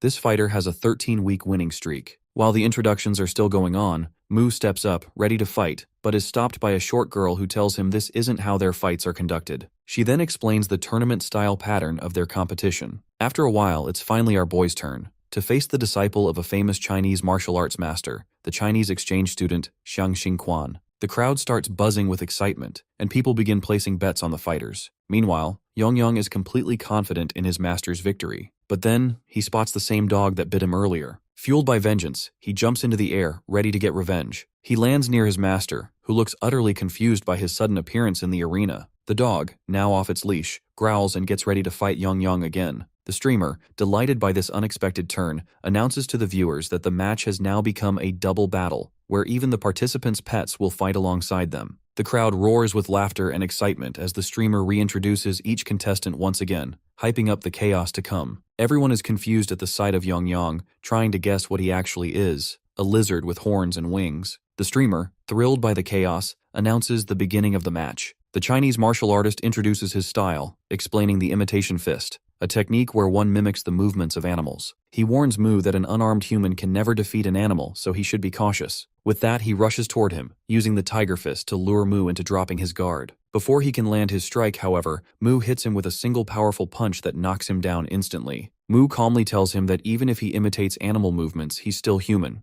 and there's nothing special about that. The martial artist winces in pain, realizing the power behind just one of Mu's blows. Determined not to lose, he decides to use his ultimate technique, one his master had forbidden because it's dangerous for humans. Apologizing silently to his master, he lowers his body into a strange stance, leaving Mu slightly puzzled. Meanwhile, Yongyang is huffing in exhaustion, struggling with hand-to-hand combat after relying on magic for so long. The dog leaps in front of him, moving so fast it looks like it's everywhere at once. The streamer, excited, names this move the Chihuahua Ninja technique. The poor dragon is completely lost, unable to tell which image of the dog is real. He guesses the middle one, wrongly, and gets bitten again, while the streamer comments that the dog seems to be getting the upper hand. Back with their masters, the Chinese martial artist drops to all fours, taking the stance of quadrupedal mode, another imitation technique, and charges toward Mu. The crowd bursts out laughing at his strange movement, but among them, his master watches silently, regretting that his disciple disobeyed him and used this in public. Mu studies his opponent's lowered stance carefully. The next moment, the martial artist slashes his face with a tiger-like claw. Mu touches his cheek, realizing that if it had been an actual tiger's claw, he'd be dead. His playful expression turns serious. The martial artist keeps switching between different animal styles,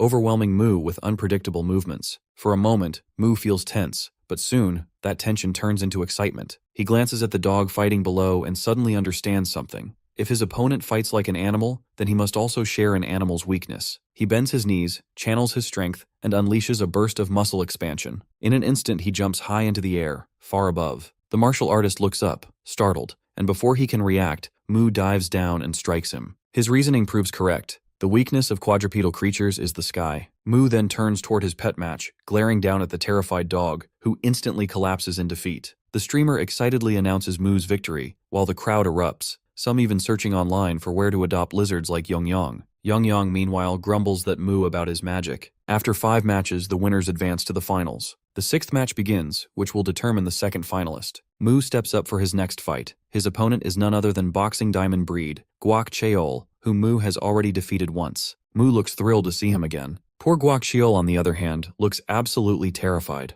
Guak tries to console himself that he can win, he just needs to make sure not to let his guard down like last time. With that thought, the match begins. Both of their fists collide, and our boy shouts in pain because Guak is wearing a cast, a souvenir from his last beating at Mu's hands. He doesn't know that the immense pain also makes Mu feel alive. There's a twisted excitement gleaming in his eyes. Guak realizes how dangerous Mu truly is, but decides to tread carefully. His first plan is to throw a few jabs to shake Mu's focus, then finish with a kick, assuming Mu won't expect jabs and kicks since they're not part of boxing training. Unbeknownst to him, Mu already notices the subtle movement of his knees. Just as Guak is about to launch the kick and has the audacity to taunt him about it, and before Guak can strike, Mu punches directly at his knee, mimicking the same technique he once saw Cheol use. The strike completely rattles Guak. Without giving him a moment to recover, Mu spins and lands a brutal punch to his face, sending him crashing to the ground. Mu even bends down, ready to bite his ear, which terrifies the audience. With that victory, he secures his spot in the final match against the undefeated champion. The crowd erupts in praise for Mu's relentless fighting style, while he himself is buzzing with excitement to begin his 3rd fight in a row. He raises his fists, ready for the next bout, but before he can make a move, the champion greets him with a swift crescent kick that knocks him back. Mu immediately understands this opponent is fast. She strikes him with relentless kicks, not giving him a moment to catch his breath. Yet our boy dodges them effortlessly. Mu quickly understands that her attacks carry the weight of someone from a higher weight class, just as expected from a member of Godori. Her reach is impressively long too. With that realization, he deliberately makes his expression sulky, pretending to be hurt, which makes her pause for a second,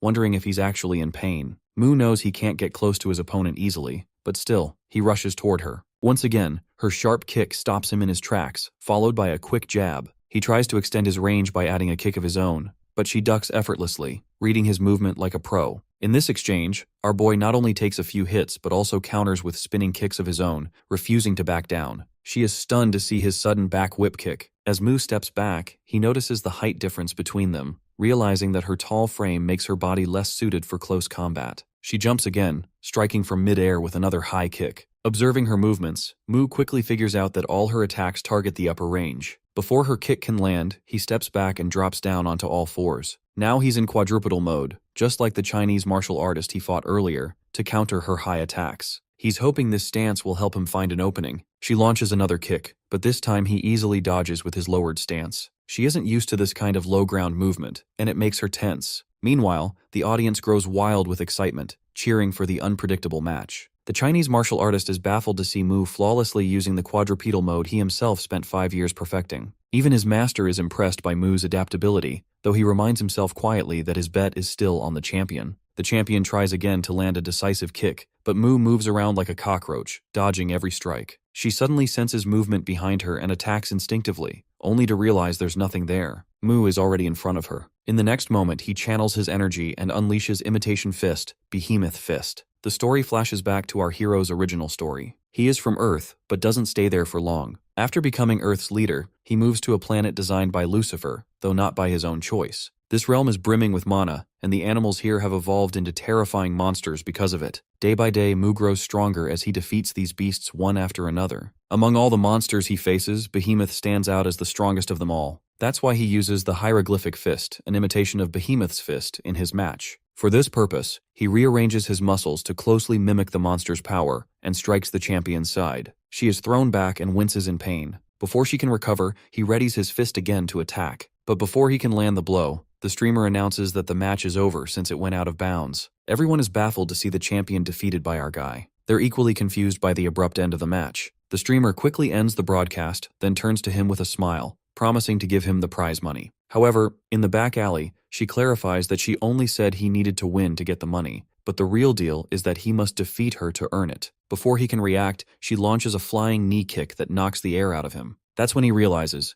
she's Kim Chung-gu, a member of the Midori group. Mu had already guessed she might attack, but he doesn't dodge because he wants to fight again. Now he regrets that decision. The kick is so powerful he can barely move. Chung-gu walks out of the alley, urging her champion to hurry, muttering that she almost lost $1 million because of him. With that, both of them run away, leaving our boy bruised but still burning with determination. Meanwhile, our boy growls in pain and calls for his peer to bring a healing potion. At the same time, Hyung rushes off in a panic. He made a terrible mistake. He lost 5 million won from his mother's account on gambling sites and now fears the beatings that will follow. He sees no way out but to gamble again to win the money back. Instead, he goes to a shop that offers collateral loans to students if they offer to mortgage something valuable. He brings Yong. The receptionist has no idea what creature Yong is, and told by Hyung it is a tuatara, an unusual reptile from New Zealand, except this one is a mutant with wings and horns. Hyung lies, saying he can sell it for hundreds of millions. The receptionist, persuaded, advances him 1 million won. Hyung feels a little satisfied. The creature was worth far more, yet he plans to gamble the entire sum to try to double it. Meanwhile, a hooded figure arrives and uses Daljun's ID to take a loan. The receptionist insists the person remove his hood. He complies, having applied makeup to mimic the girl's appearance. He's approved for 500,000 won, but after fees and deductions he walks away with 450,000 won to be repaid in a week. After collecting the money, the hooded man meets his boss, who is Yang Zhou. The lackey confirms the job is done and complains that he sends him alone because the place is sketchy. Yang Zhou admits he couldn't come himself but plans to win the money back and repay soon. Back inside the collateral loan office, the hooded man toys with Daljun's student ID. His subordinate asks if they can really recover the debt. He only assures that they have another method to collect if someone can't repay. At school, chaos begins the moment Yujin learns that Yong is missing. Restless energy replaces her usual composure as she runs through the corridors, her voice echoing in panic. The class watches in quiet disbelief at their president's frenzy until a teacher's stern voice cuts through, forcing her back to her class. Her explanation about the missing creature earns little sympathy. Mu, seated calmly as ever, remarks that Yong never vanished within school grounds. The statement draws a sharp reprimand from Yujin, who scolds him for withholding such a detail. From his desk, he produces the map she once drew, his finger landing on a marked spot where the trail ended. Before anyone can stop her, Yujin snatches the map and rushes for the exit, only to be caught again by the same vigilant teacher. Elsewhere, Mu's thoughts drift toward his earlier defeat. The sting of loss lingers in his muscles, every ache a reminder of how far his strength must go. The unfinished match continues to gnaw at him, yet the discomfort stirs something dangerous, a renewed eagerness to fight again. A plan takes root: recover, train, and challenge the Midori once more. When the final bell rings, Yujin takes him by the arm, dragging him out of the classroom. Cheol appears along the way, curiosity flickering in his expression at her urgency. Daljun joins them soon after, searching for a lost wallet. Then the discussion soon turns toward Yong. Mu's description of the creature, scaled, winged, and small now, earns only disbelief before the others scatter to search. Watching them leave, he remains behind, quietly satisfied that their search grants him time to heal and prepare. Far from the school, Yang Zhou hides in a restroom, eyes fixed on his phone as he gambles with trembling hands. A streak of victory flashes across the screen, but the smile that follows dies as quickly as it forms, because he can't exchange the money. Days slip by. The search for Yong yields nothing but frustration. Yujin and Daljun, both drained, rest on a park bench, their conversation fading between apologies. Yujin speaks of exams and responsibility. Daljun brushes it off. Yet beneath the words lingers resentment toward Mu, who remains detached from the search entirely. Rising from the bench, Yujin leaves to buy a drink. Behind Daljun, a shadow approaches, a man carrying a student ID. When Yujin returns, only the empty bench remains. Daljun has vanished. A few days earlier, Mu observes the class teacher with a sharp, appraising gaze that makes the man visibly uneasy. His straightforward remark about the teacher's muscle tone only deepens the awkwardness. And the teacher, blushing under the unexpected scrutiny. Then our guy exclaims to train the same training of his teacher. Now, in the present, Daljun stands inside the office of the collateral loan company while demanding the return of her student ID. The clerk, uninterested and detached, insists that the ID was used to secure a loan under her name. Her protest, laced with disbelief, fills the space. At the counter, the so-called young master slams a hand against the table, his expression sharp with feigned authority. His accusation cuts through her confusion, claiming she already borrowed the money. The clerk backs his statement with a cold assurance that the ID will remain with them until repayment. Realizing there's no other way, Daljun asks for the exact amount owed. The figure, 500,000 won besides the interest, due within a week. She promises repayment within the deadline. He warns her to be punctual, reminding her that they already know her school and class. She promises again and leaves the office while asking him to keep her ID secure. When she leaves, he remarks dryly about how young people lack common sense, which immediately offends his young master. Even when he tries to clarify that the comment wasn't directed at him, the young master orders him to call his uncle. Later, as the worker locks the office and leaves the key hidden in a plant pot, Daljun quietly emerges from her hiding spot. She decides to retrieve her student ID herself since she has no intention of paying those scammers. Finding the key, she slips inside the office, unaware of the shadowy figure trailing behind. After rummaging through drawers and shelves, she finally spots her student ID. Just as she prepares to leave, something catches her attention, a faint shadow from the wardrobe. Opening it, she freezes at the sight of Yongyang inside. Before she can do leave, Yangzhou appears behind her, swiftly covering her mouth and motioning for silence. He recognizes that she's the one whose wallet he had stolen earlier. Yangzhou quickly reasons, saying she must have come to retrieve her student ID and claims he's here for the same reason. He advises her to leave quietly, promising he will do the same. Moments later, Daljun steps out of the office with Yongyang, now realizing he's the missing pet from the posters. Disgust fills her as she thinks about how vile those people are, stealing someone else's beloved pet, completely unaware that the CCTV cameras have recorded every bit of her break-in. Later, she finds Yujin, who had been worried about her sudden disappearance earlier, immediately asks where she had gone. Instead of answering, Daljun opens her bag and reveals Yongyang inside. Yujin's face lights up as she rushes to hug the little creature, but Yongyang suddenly spots his real master nearby and darts straight into Mu's shoulder. Mu, caught off guard and clearly on edge, flings him away without a second thought. He quickly covers up the moment, claiming his muscles are sore from overtraining. Yujin, however, looks displeased by how he treats Yongyang so coldly. Meanwhile, at the collector's office, the staff reviews the CCTV footage, which clearly shows both Yangzhou and Daljun sneaking into the office and stealing the cards, with Daljun later walking off with Yongyang. When the worker nervously reports this to his boss, the man's expression darkens. At first, he scolds the collector for carelessly leaving his keys where anyone could find them. Then, in a deceptively calm tone, he remarks that the loss isn't major if those students fail to repay the loan. But his expression hardens, fury flickering in his eyes at the sheer audacity of those kids. Later, during the school football match, one student performs an eagle shot to kick the ball toward the goal. But our boy stands right in front of him like a statue. When the ball slams into him, his expression twists into something wild, almost psychotic, as if he's ready to beat the poor player to a pulp.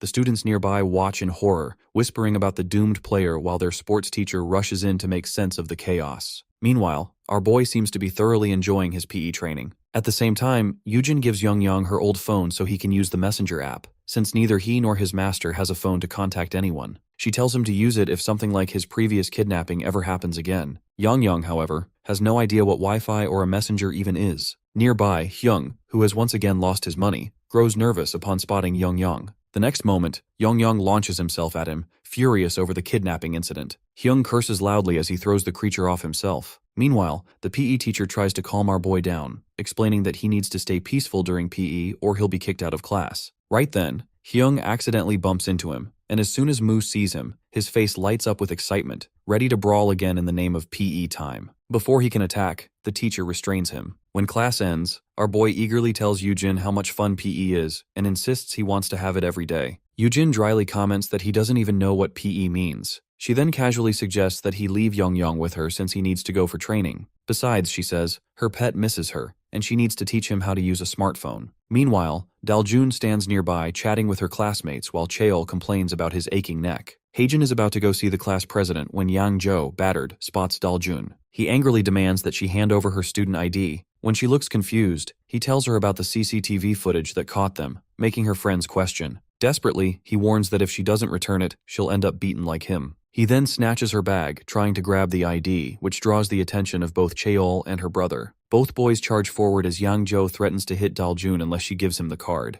Before he can act, they strike first. But their attacks are suddenly blocked by our boy, who grins and declares that he got here first. Yang Zhou freezes, startled by their sudden appearance. Realizing he's outnumbered 3-1, he grabs Daljun and bolts. Cheol and Heijin sprint after him, trying to save her, while our boy follows close behind, eager to join the fight. After a while, Yang Zhou reaches the same alley as before and throws Daljun roughly to the ground. He turns to face the three of them, realizing no one will see what happens here. Recognizing them as Iljimai, he takes his stance and challenges them to come at him. Our boy is ready to go first, but Heijin reminds him that he is the one who blocked their attack and asks whether he will take responsibility if something happens to his sister. Mu senses his anger and asks to let his emotion vent with a fight and offers him to fight with Yang Zhou first, then he will take it from there. At that moment, Yang Zhou grabs his shoulder hard. He excitedly turns to Yang Zhou and attacks him, but it misses. A leg sweep slams our guy on the ground. At that moment, Heijin rushes ahead and takes his sister's hand because he can find a situation in which he can avoid fighting. He will grab it. Yang Zhou notices both siblings going away. Meanwhile, Mu realizes that his training is fruitful as he does not feel pain in his back. Then he contracts the back muscles and expands them to rise from the ground and get ready to fight again. Kang offers his help, but he declines it. Yang Zhou again attacks him as he grabs his hand with one hand and collar with another.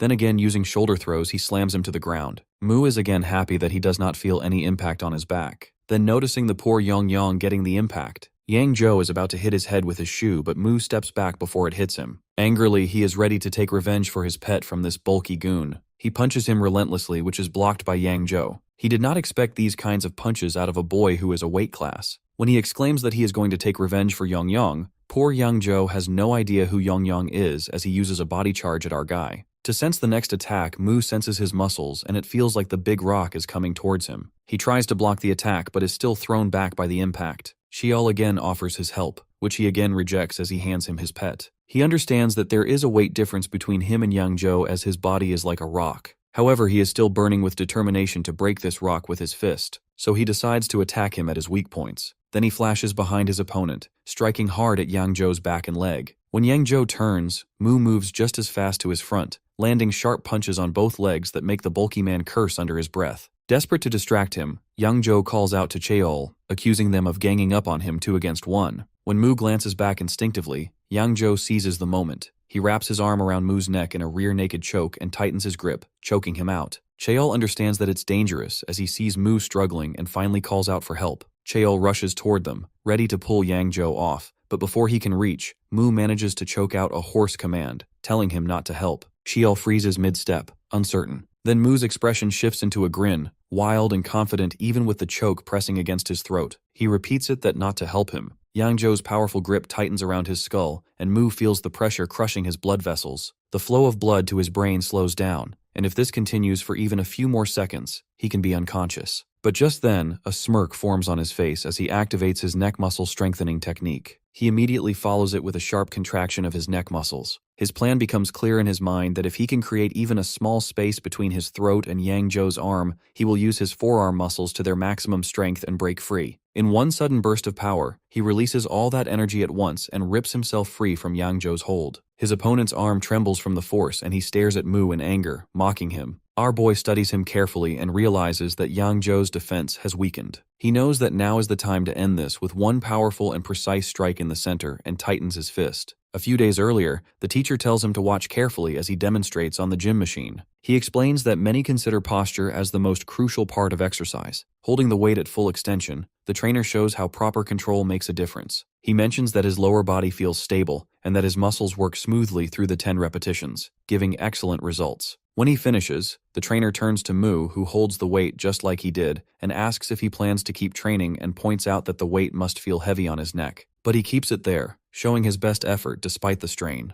The trainer observes him closely and warns him not to push himself too much, but Mu simply replies that he feels all right. In reality, Mu had mastered the art of controlling every muscle fiber in his body. Each fiber responded exactly to his will, and he could shift muscle density from one body part to another, strengthening specific areas when needed. Breaking through stone no longer seemed impossible because his entire body worked as a single, powerful system. He rarely used this ability, but right now the situation called for it. In that old memory, The trainer could only watch in stunned silence as Mu continued lifting with ease. Returning to the present, Mu feels his muscle fibers moving from his left arm into his right, concentrating strength where it matters most. Cheol checks on him, and Mu recalls his friend's previous match and realizes he had been right all along. He charges forward, gathering all his power, and drives his fist directly into Yang Zhou's core. The strike lands on Yang Zhou and his body collapses to the ground. Mu stands over him and a dark smile forms on his face as he silently claims his victory. Meanwhile, Heijin and Daljin walk together on their way back. Heijin glances at her and asks about the man who has been following her lately. Daljun hesitates, but finally admits that she didn't want to trouble her brother with it. She explains that she lost her wallet some time ago, and the incident spiraled into a complicated mess involving her ID card and money. She tells him everything that happened. As Heijin listens, anger flashes across his face and he realizes that ignoring this won't solve anything. That man will keep chasing Daljun and using the money to control her. Without another thought, Heijin takes out his phone, calls the class president, and apologizes for not being able to join today's plans. At the collector office, the boss sits on a sofa and mentions a soccer match, but just then, the door bursts open.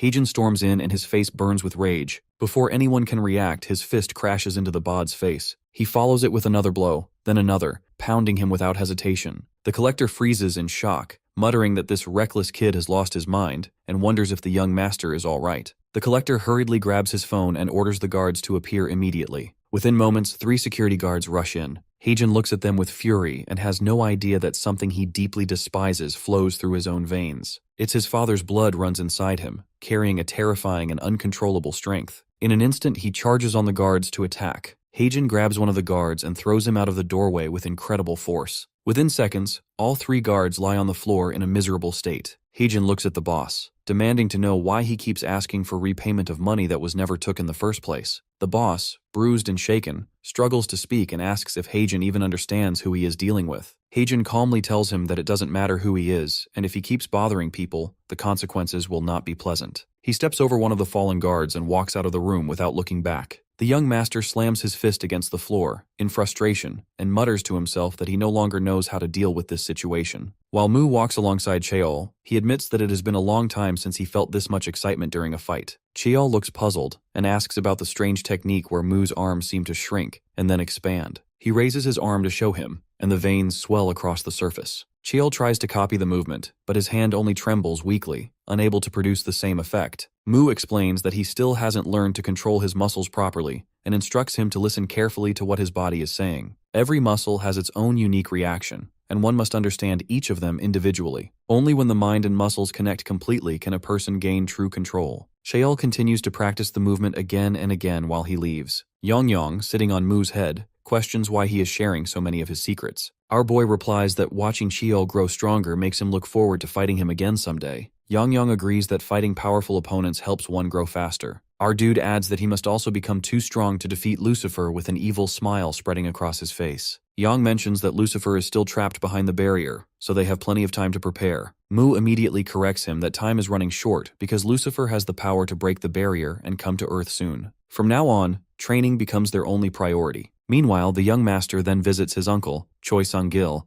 and complains about how well their operation had been working before this mess. He explains that they start by lending small amounts of money, but the repayment system is designed to make it nearly impossible to clear the debt. The interest grows quickly, and when people struggle to pay, they are sent to a baccarat gambling site owned by the same organization. Everything had been running perfectly. Choi Sang-gil laughs and accuses his nephew of talking too much because he's scared of losing control of the business. He tells him that facing problems is part of the job and that he shouldn't be afraid. Instead, he should treat these setbacks as lessons. However, Choi admits he's disappointed because those guards were assigned to prevent such incidents. He promises to talk to them personally and advises him not to be too harsh on the younger members, putting his arm around his neck. At another location, the guards receive a severe beating from their boss. They hang their heads in shame, too afraid to speak. The boss yells at them for losing to a high school student and demands to know if they feel any sense of embarrassment. He realizes he would rather die than suffer such humiliation. Pointing a stick at one of them, he orders one of them to open his mouth. He places a pill inside and commands the others to take him away. He warns them that if the guard spits the pill out, he will be killed immediately. Inside an elevator, Choi Sang-gil discusses the business model with his nephew. He admits that the operation runs smoothly, but points out a problem that their main targets are students. Since young people don't have much money, the profits remain small. As they step out of the elevator, Choi gestures toward the scene ahead. A large crowd has gathered around a fighting arena. The nephew looks confused and asks what's going on. Choi explains that real money comes from large-scale gambling and that controlling the results of fights is the key to success. He directs his nephew's attention to one of the fighters entering the ring.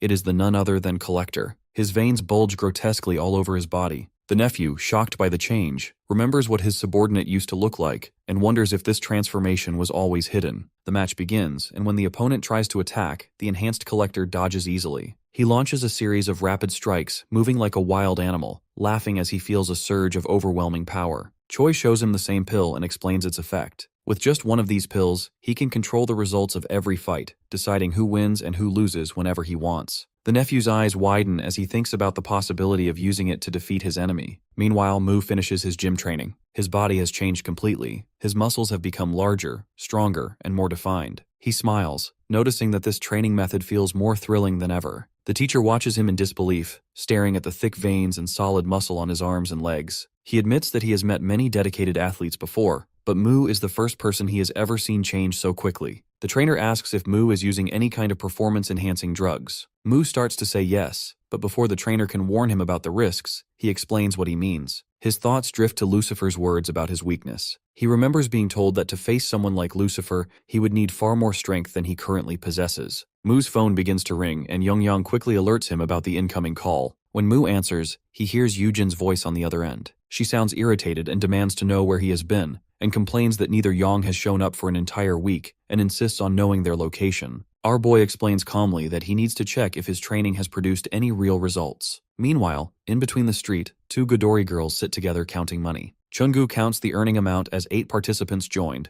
and donations came through the broadcast. Their conversation stops when a shadow falls over them. Both look up and find Mu standing in front of them. He admits that the situation feels awkward since he assumed they would have figured things out by now. Chungu admits that she has doubted his strength, and in an instant, he launches forward and drives his knee into Mu's chest. The strike lands perfectly, and Chungu lands lightly on the ground again. Yang is checking if our boy is injured, but he only smiles while Chungu stares in confusion. Mu reflects that he must be careful this time. He has fortified his vital areas by increasing his muscle density, using his own body as armor. In the past, his muscle mass wasn't enough to block such attacks, but now everything has changed and these blows no longer pose any danger. He then steps forward and unleashes a flurry of powerful punches at Chungu. He feels the advantage has shifted completely in his favor. His kick lands hard, sending shockwaves through Chungu's body. He then grabs Chungu by the leg and lifts her into the air. Chungu glares at him and asks if he really thinks he has won just because he's stronger now. She slams her elbow down on Mu's leg, forcing him to release his grip. Landing back on her feet, Chungu acknowledges Mu's improvement, but declares he will fight seriously this time. She rushes forward and attacks again, first with a horizontal elbow strike, then a rising one, and finally a spinning elbow. Just as she prepares to continue, she notices something strange that our dude doesn't even try to dodge. Instead, he grins and tells her that she is caught. His muscles tighten as he grabs Chungu's shirt and throws her over his shoulder, slamming him onto the ground. Mu lifts his foot to stomp on Chungu's head, but Chungu rolls away just in time. Mu activates the muscles in both his upper and lower body, propelling himself forward with full strength. His body slams into Chungu like with body ram, sending her flying backward. The other Godori rushes in and catches her before she hits the ground, quickly checking if she's okay. Chungu realizes that his strength now surpasses Yangzhou's level. His partner steps forward for help and charges at Mu, kicking with force. Our dude instantly recognizes the reach advantage this gives his opponent, so he moves in closer with incredible speed. His opponent's eyes widen as Mu is far faster than she remembers. Before he can strike, Chungu darts in from the side and smashes her elbow into Mu's face. The other one follows up with a kick, and together they attack in perfect rhythm. Our guy blocks with his arms and shoulders, absorbing hit after hit. He feels the weight of their combined strikes but stays firm. Inside, he knows that his training has worked, and his past self would never have withstood this. Still, he notices a problem that when he tries to approach the other, Chungu gets in the way. Their teamwork keeps him from attacking either one effectively. He decides that fighting both at once, up close, might be the best strategy. Yang also mocked them for their teamwork. Then, with a smile, he calls out to Yang, announcing that he's discovered a way to deal with them. Yang looks completely confused, not sure what his master means. Without warning, Mu reaches behind his head, grabs his pet by the tail, and swings him forward like a weapon, declaring that the fight is now 2 versus 2. It leaves both of them completely stunned. Our boy lifts him high above his head and charges forward, swinging him like a weapon to strike both opponents.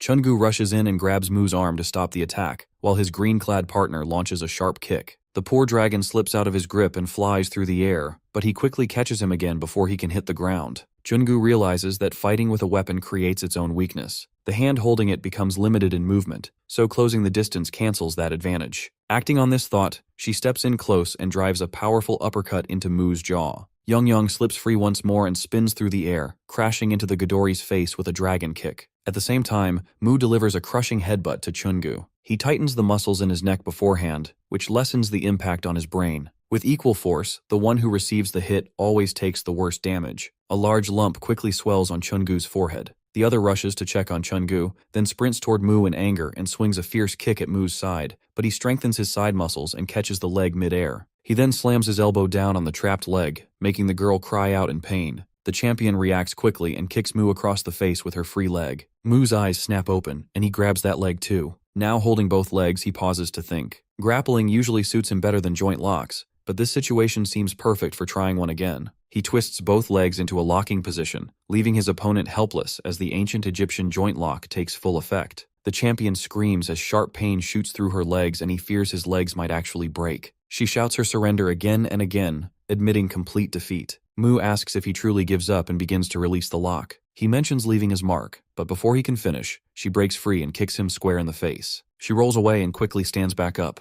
Mu remarks on how much energy she still has and charges at her again. She then grabs a handful of money and throws it toward him, yelling for him to take it all. The bills scatter through the air, hiding both fighters behind the fluttering paper. Our dude then stands alone and Champion's cap lies on the ground nearby. He picks it up and remarks that he failed to leave his mark this time, but will succeed in their next fight, and places the cap on his head. Meanwhile, his partner lifts Chungu onto her shoulder and shakes him, trying to wake her up, but Chungu doesn't respond at all. Elsewhere, Yangzhou walks out of an emergency room wrapped in bandages. He mutters bitterly that nothing ever goes right for him, and calls Mu and his group bullies and swears to get revenge, and promises to teach them a lesson next time. He kicks a stone angrily, sending it rolling ahead of him. The stone stops near someone's feet. The person standing there wears a serious expression and questions Yangzhou's angry look. He spins around and demands to know his identity. He is Guok Dugyan from Kuku High School. Dugyan asks him where he keeps getting beaten up so badly, and he snaps back at his blunt tone, mocking him for acting tough even when he looks irritated. He asks if Dugyan expects sympathy from someone who's always being beaten. Dugyan taunts him that has some fight left in him and looks capable of taking even more punishment. Yangzhou questions his confidence to act so high and mighty when nearby groups, especially Chungu's, keep beating him down. His anger flares and he grabs Dugyan by the shirt. Without hesitation, Dugyan pulls out a pill and swallows it. In an instant, his aura turns fierce and threatening. He warns Yangzhou that if he keeps running his mouth, he will make sure every tooth in his mouth gets knocked out. Later, Yangzhou lies battered and bruised on the ground, the result of the brutal beating Dugyan delivered.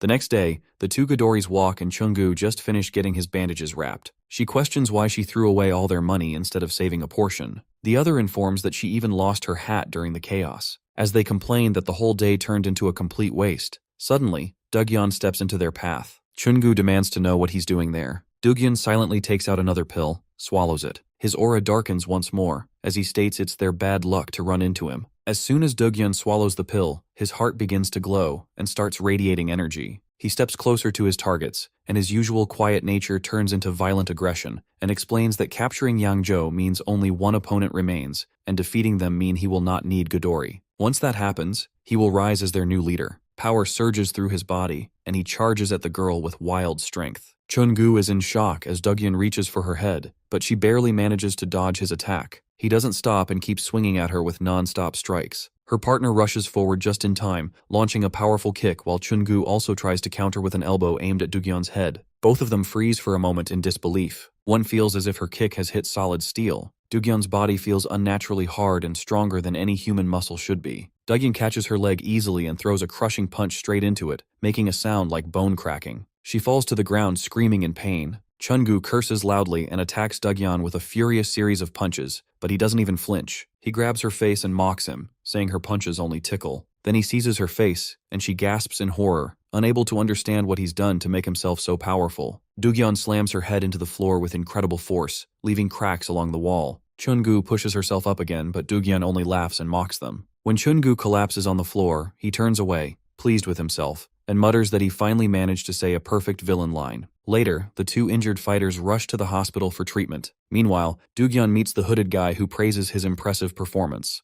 Dugyan, breathing heavily, demands to know what kind of substance he just took since the power feels insane and uncontrollable. The hooded man tells him to focus on finishing his mission. Capturing all the remaining Ghidorah members will fulfill their deal. Dugyeon claims confidently that he can crush anyone now and then asks why the hooded man doesn't take the pill himself if it's so powerful. The hooded figure recalls his uncle's warning that the pills have severe side effects. The stronger the power, the worse the damage. The user's personality turns violent, and repeated use can even make the body explode. Now in present, he quickly answers that he prefers herbal medicine instead. Dugyeon wonders what herbal medicine has to do with anything, but he gives no answer. Elsewhere, our boy searches for Ghidorah girls. Earlier, Yujin told him that Chungu also attends Whistle High School. Yang pops his head out of the bag, confirming it. Mu asks for directions, but Yang teases him for acting like an old man who still needs drawings to find places. Using the phone's navigation, Yang guides him to Whistle High. Mu, still wearing the cap, stops in front of the school just as the Ghidorah member comes out, walking on crutches. She notices the hat on his head is hers. She then leads our boy to the hospital, where Chungu lies in bed, his body wrapped in bandages. Mu asks what happened to her, and she explains that some maniac attacked them out of nowhere the previous day, leaving her in this state. She adds that it wasn't our dude who did it and informs them they already reported the incident to the police. The attacker hasn't been seen since, and Dugyeon has disappeared from school entirely. Just then, a sudden noise echoes behind them.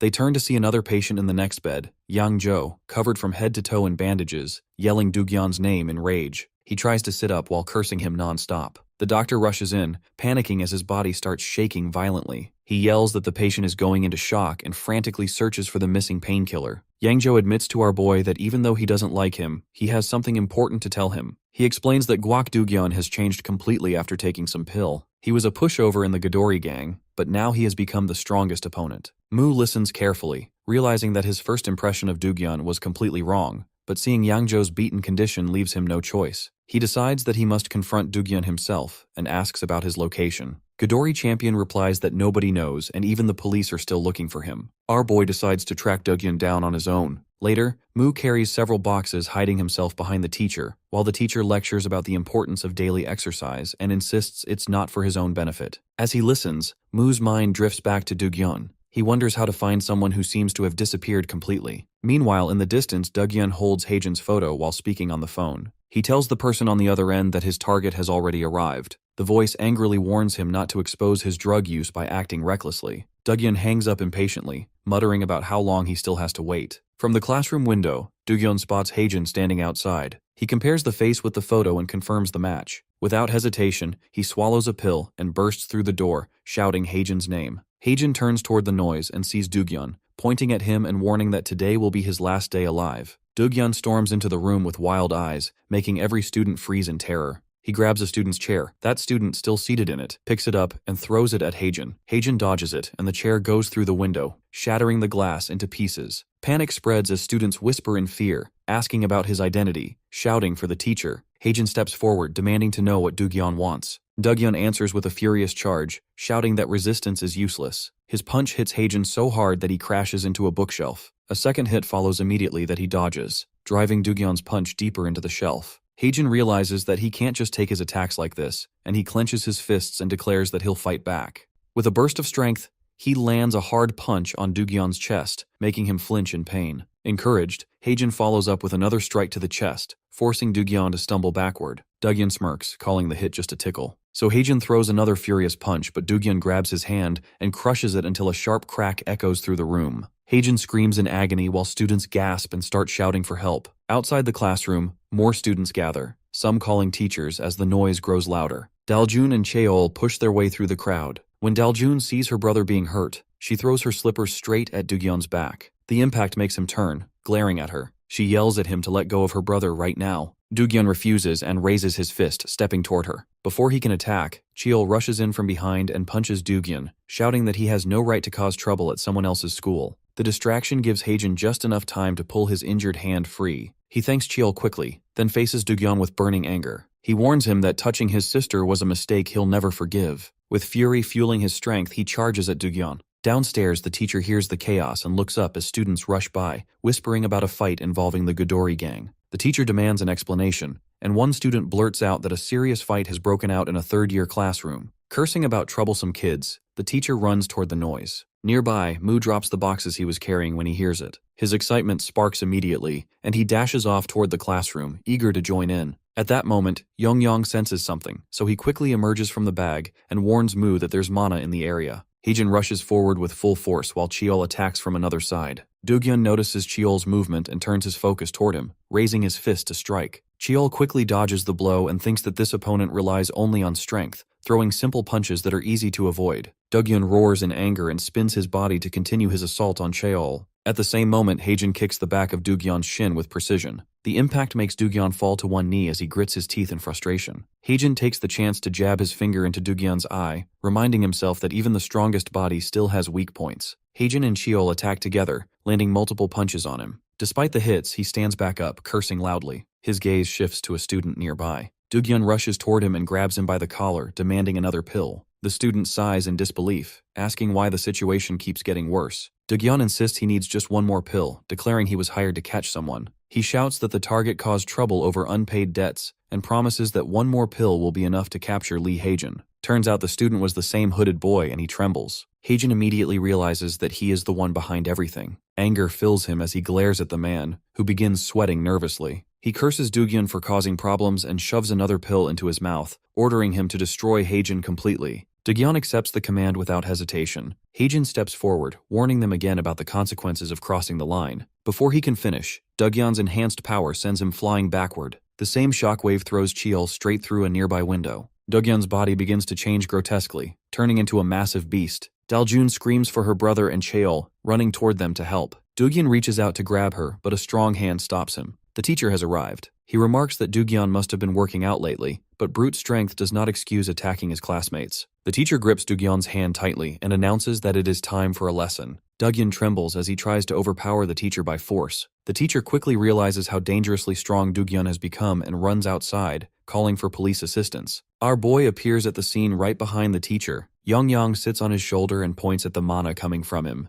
Mu's eyes shift toward the students standing nearby who point at Yongyang and claim him as his property. But as he steps forward, his foot slips on a stray slipper, making him curse as he loses balance and slamming hand on Mu's face. Mu grabs his head and drives his elbow straight into his face, sending him crashing to the ground. He yells at Doogyun to attack and take down our boy. Doogyun agrees immediately and charges at Mu with a raised fist. Just as the punch is about to land, Doogyun's body suddenly changes back to his normal form. Shock spreads across his face as he realizes what happened. Yongyang has drained all his mana. Doogyun still tries to punch, but Mu counters with a single strong hit to his face, knocking him down. Mu continues beating him until he stops moving. Yongyang studies the mana he absorbed and remarks that it feels strangely familiar, carrying something special within it. After the fight, Mu stands over Doogyun's defeated body, feeling that something about this victory is off. The fight had no real substance, so he orders Yongyang to return the mana to Doogyun. He agrees but warns that this mana is not ordinary, so he asks about the difference. Yongyang explains that the mana is unnaturally pure, not found on Earth unless given by a god through a sacred item. Since the deity stopped giving mana long ago, its presence means another power is interfering.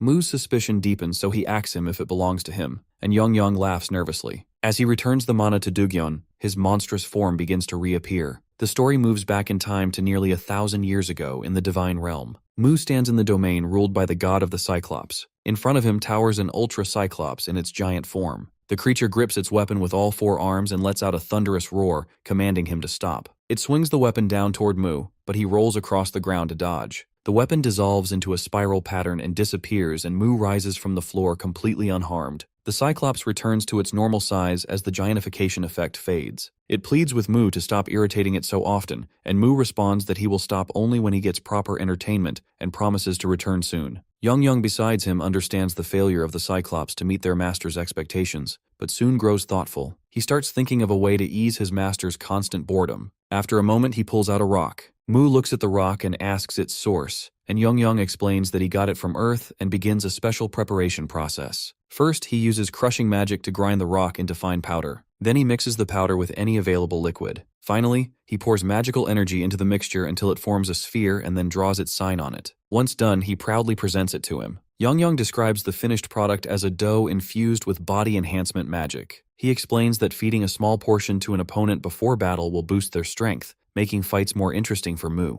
To demonstrate, he breaks off a small piece and explains that this amount is enough for one proper serving because the magic inside is highly concentrated. Mu ignores the warning and takes the entire remaining portion. Young tries to stop him, but Mu disappears before he can finish speaking. The next moment, he feels the effect surge through his body. The enhancement works perfectly. He faces the gigantic Cyclops again and charges with unstoppable force. His attacks grow faster and stronger until he smashes the Cyclops away completely, and it crashes to the ground with tremendous impact. As it falls, one of the magical pills slips from the Cyclops and drops toward Earth. A divine barrier should normally block such interference, allowing only gods or authorized beings to pass. However, the pill somehow slips through and enters Earth's atmosphere. Young watches helplessly as it disappears from sight. The story returns to the present, and our dude realizes that this situation has occurred before. Someone must have found one of those ancient enhancement pills. He finds this thought amusing and smiles. Dugyeon suddenly throws a punch at him, but Mu dodges by moving sideways. Mu clenches his fist tighter and swings again while closing in.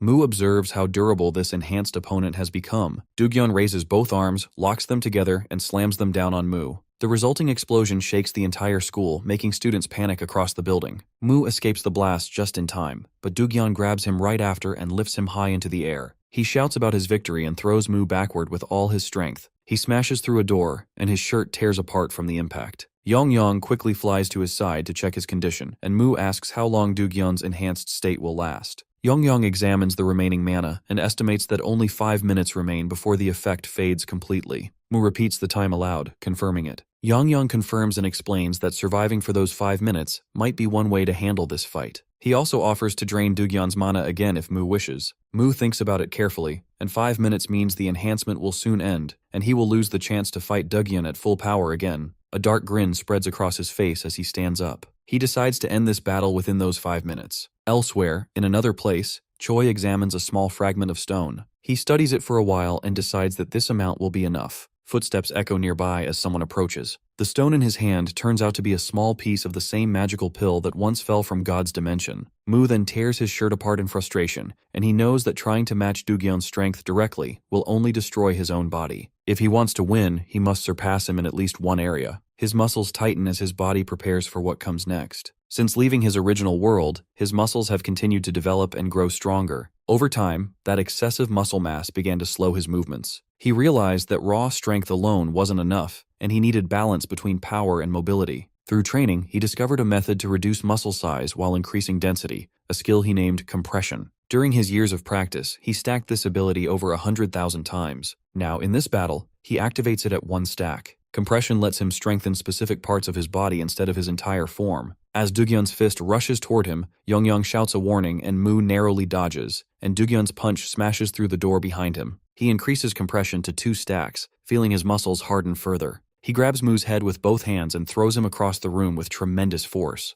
Mu crashes into the wall as compression rises to 3 stack. Furious, Dugyeon charges forward again, and our dude mirrors his movement, sprinting straight toward him. Their fists collide in midair with explosive power, shattering every window nearby. Dugyeon stares in disbelief, unable to understand how someone can match his drug-enhanced strength, and he curses and attacks again. Our boy meets him head-on once more, and their clash releases a shockwave so strong that everyone nearby is knocked backward. Dugyeon's arms begin to tremble as confusion spreads across his face. Our boy, however, understands exactly what is happening. When equal forces collide, the one focused on a smaller surface area always wins. He corrects Dugyeon's assumption that they are equal, declaring his own dominance. He knows he doesn't have much time left, and Dugyeon's enhancement will only last for a few minutes more. He rushes forward with explosive speed, striking Dugyeon with a devastating blow. The impact sends Dugyeon flying through the wall and out the school window. He crashes onto the ground below, where the teacher and guard rush toward him in panic. The drug's effects fade, and Dugyeon's body returns to normal. People around him shout and call for emergency help instead of the police. From above, our boy looks down at the wreckage through the shattered wall. Daljun slowly approaches him, but before she can speak, the student appears behind him and grabs Young. He mocks our boy, declaring that Dugyeon was only the weakest among his options and promises to return with someone far stronger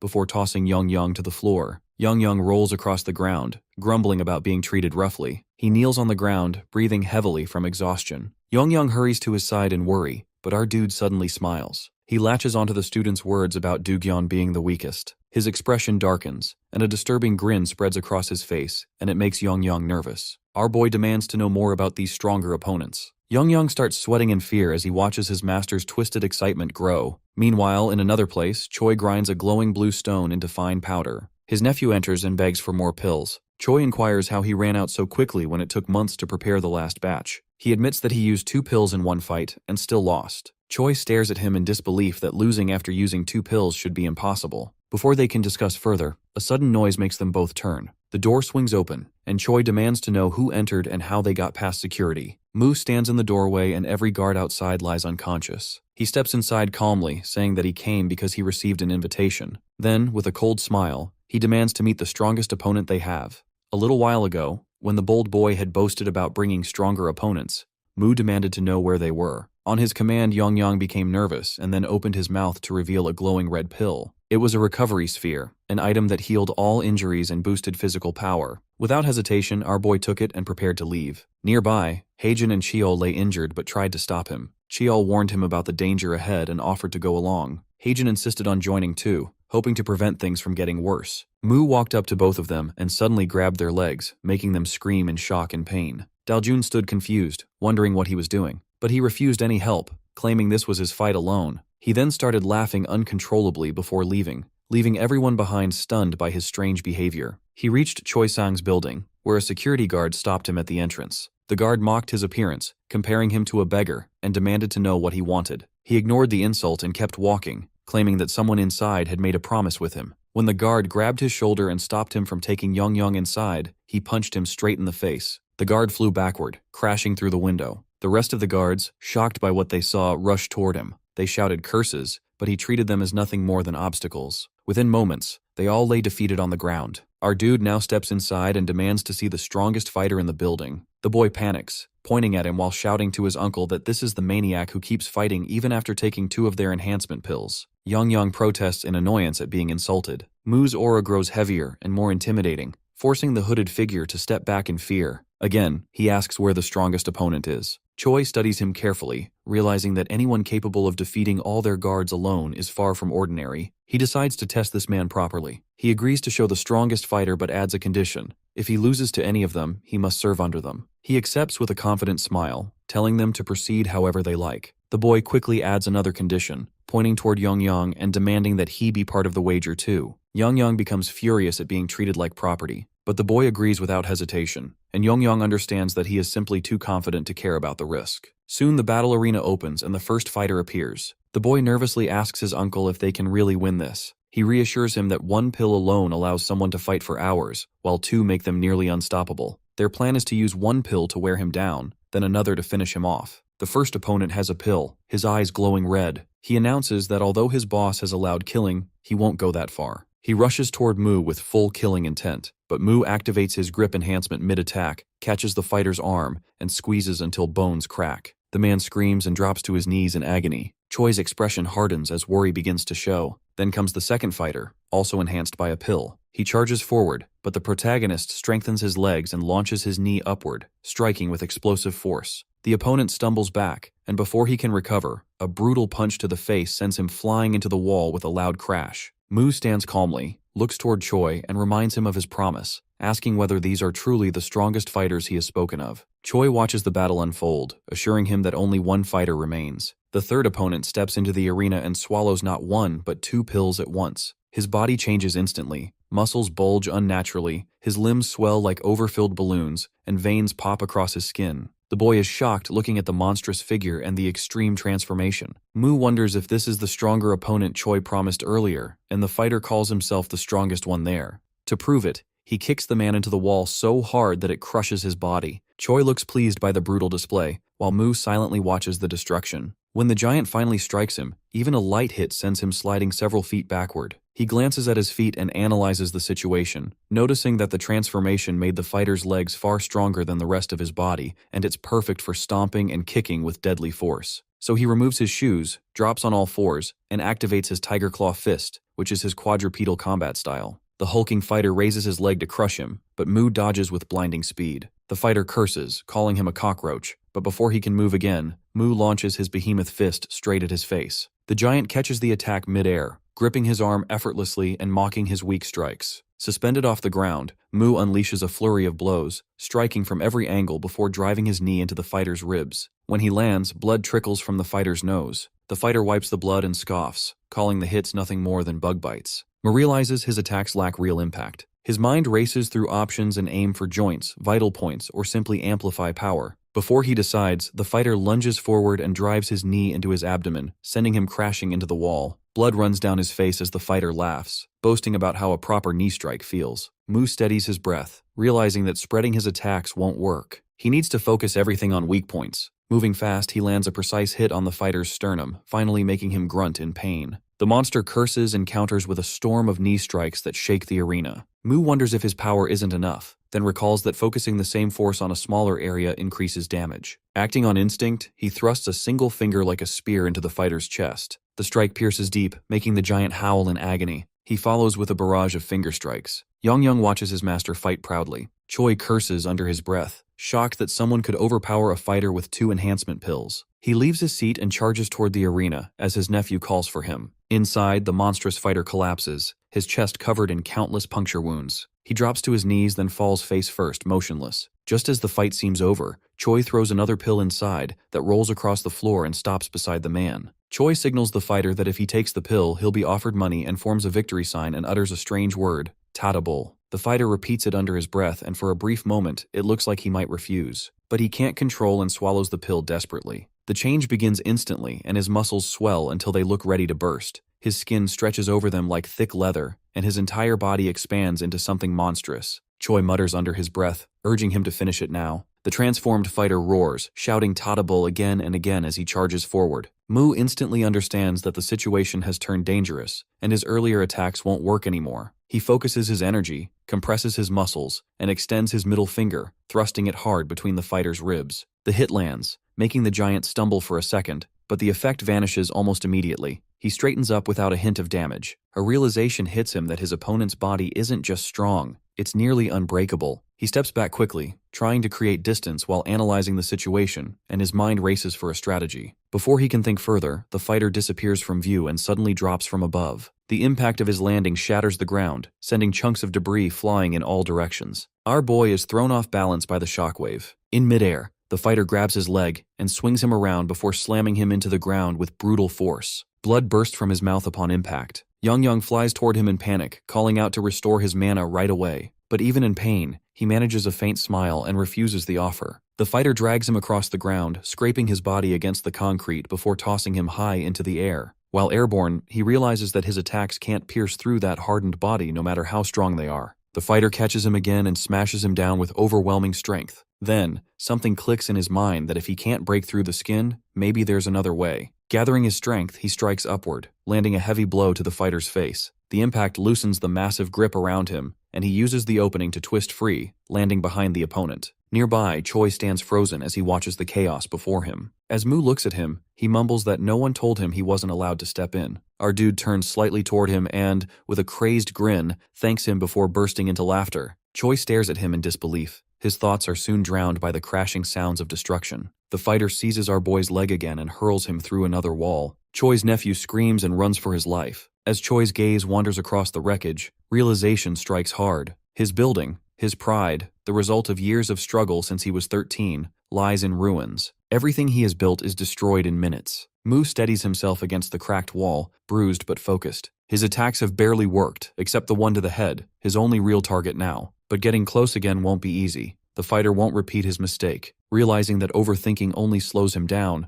Mu exhales, loosens his stance, and lets instinct take over, fighting not with thought, but pure reflex. Mu pulls himself up and steadies himself. In an instant, the fighter disappears from where he's standing and materializes right in front of him. But Mu has already moved far back. The fighter freezes in shock, then realizes Mu has already kicked him and retreated to safety. Fury overtakes the fighter as he raises his fist, shouting mocking Mu that he can't scare him with such moves. He roars a challenge and charges straight at him. Their fists collide with tremendous force, creating an explosion that pushes both of them backward. The fighter's mind races, wondering that our boy still has energy left. Even so, that right arm can't possibly be usable anymore. But Mu drives his fingers straight into the fighter's eyes, pulls them out as blood pours down, then follows with another punch to the same spot. The fighter strikes back, his blow sending Mu flying far away until he crashes into the fighting arena below. He notices the pill's effects are ending. He launches himself upward, grips the arena ceiling, and drops down while shouting Tadabul, planning to finish this quickly. Mu watches his descent carefully and dodges at the perfect moment just before impact. The fighter slams directly into the floor. The moment he lands, Mu stomps down on him, making him cry out in pain. Then Mu unleashes countless strikes on the grounded fighter.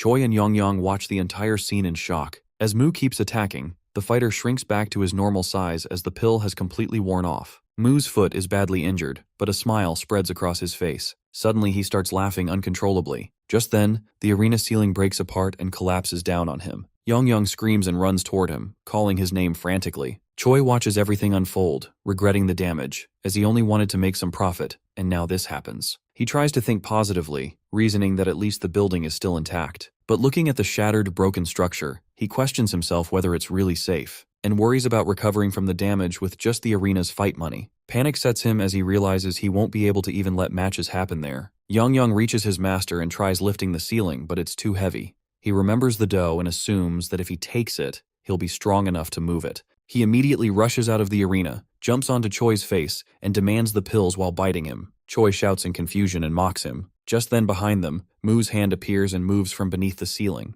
Yongyang's attention snaps toward his master. Mu's body trembles as he rises from beneath the collapsed ceiling, shoving the heavy debris aside before finally standing upright. Yongyang feels relief that his master is alive. Mu looks around in confusion, trying to understand what has just fallen on him. Yongyang quickly explains that something suddenly broke and came crashing down. He tilts his head upward, realizing that the building itself has struck him. He raises his hand and clenches it tightly. A deep echoing sound follows as his muscles expand to their fullest limit. Yongyang recognizes that sound as it only happens when he forces his body beyond its natural boundaries. He then slams his fist into the ground with tremendous strength. The impact sends cracks crawling across the floor like a spider's web, shaking the entire structure. Both Choi and Yongyang lose their balance as the tremors grow stronger. Cracks spread through the walls and pillars, making the whole building groan. Choi screams for him to stop before the place collapses, and Yongyang shouts warnings about the danger. Mu doesn't seem to care. When he hears the word collapse, he asks what it means, and decides that it's exactly what he wants. He strikes the ground again, even harder this time. The fractures deepen, reaching the foundation itself. Within moments, the entire building begins to sink and crumble. Outside, Choi's nephew runs as fast as he can, the sound of destruction echoing behind him. When he finally turns back, there is nothing left, just ruins and clouds of dust filling the air. From beneath the rubble, Yongyang appears first as he claws his way out. Nearby, Mu lies on the ground, battered and broken. His body is covered in cuts and bruises, yet his face carries a strange satisfaction. He laughs weakly, saying the experience has been enjoyable. Under the wreckage, Choi slowly realizes that his building is gone. His business, his fortune, everything he has built has been destroyed. Regret fills him as he thinks about his spoiled nephew. Then his eyes catch the enhancement dough nearby. Yongyang glances at his master because if he known the situation would spiral into such chaos, he would have brought along more recovery orbs. Lucifer's interference had completely disrupted their careful preparations. Yet our boy, calm despite his injuries, dismisses Yongyang's concern. He assures him that his body will eventually recover on its own. Fighting again soon might be impossible, but he trusts that Earth's medical facilities are advanced enough to aid his healing. Before Yongyang can respond, a thunderous explosion shakes the ground behind them. Smoke billows upward, and from within it, Choi emerges with his form altered after consuming the enhancement dough. Yongyang instantly understands what has happened. Without hesitation, he steps forward, determined to protect his master. He insists that he will handle the fight himself, but Mu refuses to retreat. He declares that the battle is his to finish. Yet before he can take another step, his body gives out and he collapses once more. Towering above them, Choi bellows about vengeance for his shattered building. His massive frame trembles with rage as he raises a gigantic fist and brings it crashing down. The force would have destroyed our dude completely if Yongyang hadn't pulled him aside just in time. The ground splits and crumbles where the blow lands, sending a shockwave rippling through the debris. Yongyang realizes his master cannot continue like this, and he pleads with him to stay down, but he refuses to surrender. Though his body is broken and his strength nearly gone, one leg, his left, still obeys him. It's enough for one final strike. He drags himself in front of Choi and focuses all remaining strength into reinforcing that leg. His target is clear, and when Choi charges forward, Mu releases all his power into one precise strike aimed directly at Choi's heart. The impact is immense. Choi coughs up the enhancement dough and collapses, his body shrinking back to normal. Yongyang picks up the dough, thrilled at the thought of extracting its mana to heal his master. But before he can act, a sudden gust of wind rips it out of his hand. As dust swirls around, he notices glowing particles drifting through the air. Then realization strikes him that this isn't ordinary wind, it's mana on Earth. Just then, the sky tears open with a deafening crack, and a monstrous creature descending toward them. A while ago, Lucifer releases an enormous surge of mana across the barrier. The ground cracks under the pressure, yet it remains completely unaffected. From a distance, Divine Archer watches him with curiosity, wondering if he has cleared out the entire area since no one else is in sight. Lucifer studies the ground beneath him, puzzled that not even a faint mark appears despite his immense power. An idea hits him that he should try something with the same power as it. Divine Archer continues to observe, confused by his sudden restless movements. Suddenly she is shocked as she watches him lifting an entire planet, Elmore, above himself. Panic grips her as she screams for him to stop. Lucifer is already set on his plan that the barrier should be as strong as what surrounds Elmore. Whether it is a barrier or something else, he intends to destroy it. Without hesitation, he hurls planet Elmore straight toward Earth. Instead of colliding and breaking apart, the two merge into one. The sight leaves both Lucifer and Divine Archer speechless. Lucifer tries to understand what has just happened. He expected to destroy the barrier, not to fuse two worlds together. From the point of contact, a surge of mana bursts out, spreading wildly between both planets. That same energy awakens the monster. The monster appears in the skies, its enormous form casting a shadow over everything below. It looks around, confused about where it is, and fury builds as it senses that someone has disturbed its domain. On the ground, panic spreads among the people. Screams echo as they question what kind of creature has appeared. Some shout for the police, while others are frozen in fear. One boy stands paralyzed, unable to move. The bull notices him and considers him as the one connected to this disturbance. To it, such a small being causing such chaos seems pathetic and dull. The boy's fear reaches its peak, but before the bull can act, something pulls it backward. The plane of nothingness begins dragging the creature away, forcing it to vanish and return to where it came from. Meanwhile, our dude asks Yong about the strange situation and why he can sense mana. Yong admits that he doesn't know as the mana suddenly started overflowing everywhere. Without wasting time, he begins using healing magic on his master. As he works, a figure descends from the sky and lands nearby. It's a knight, fully clad in armor, standing silently behind them. Yong shockingly looks at him, and the knight draws his sword and strikes the ground. In response, Yong shifts into his dragon form, ready for battle. Yong immediately transforms itself into its enormous dragon form. The knight then explains that his business is not with Yong but with the one behind him, Mu, but he refuses firmly that no one will touch his master until he's alive. The knight raises a hand and gathers energy. The sword starts to fly above Mu and flows into the knight's grasp. He declares that he will deal with Yong first. A violent explosion follows, and his laughter echoes through the chaos. Yong steadies himself and reflects that it feels like every strange creature in existence is coming after him, considering him an easy target. With a wave of his hand, he conjures glowing spheres of magic that encircle the knight. The knight looks confused, unsure of what is happening. Before he can react, the spheres detonate, causing a blast, and the knight falls back and his helmet flies away. Our boy approaches and studies the fallen knight. The man watching him grabs him in anger and demands to return something back. Turns out he's an adventurer from Elmore and the body isn't his own. The soul inside belongs to Lee Ho, who keeps shouting at our dude to give his body back.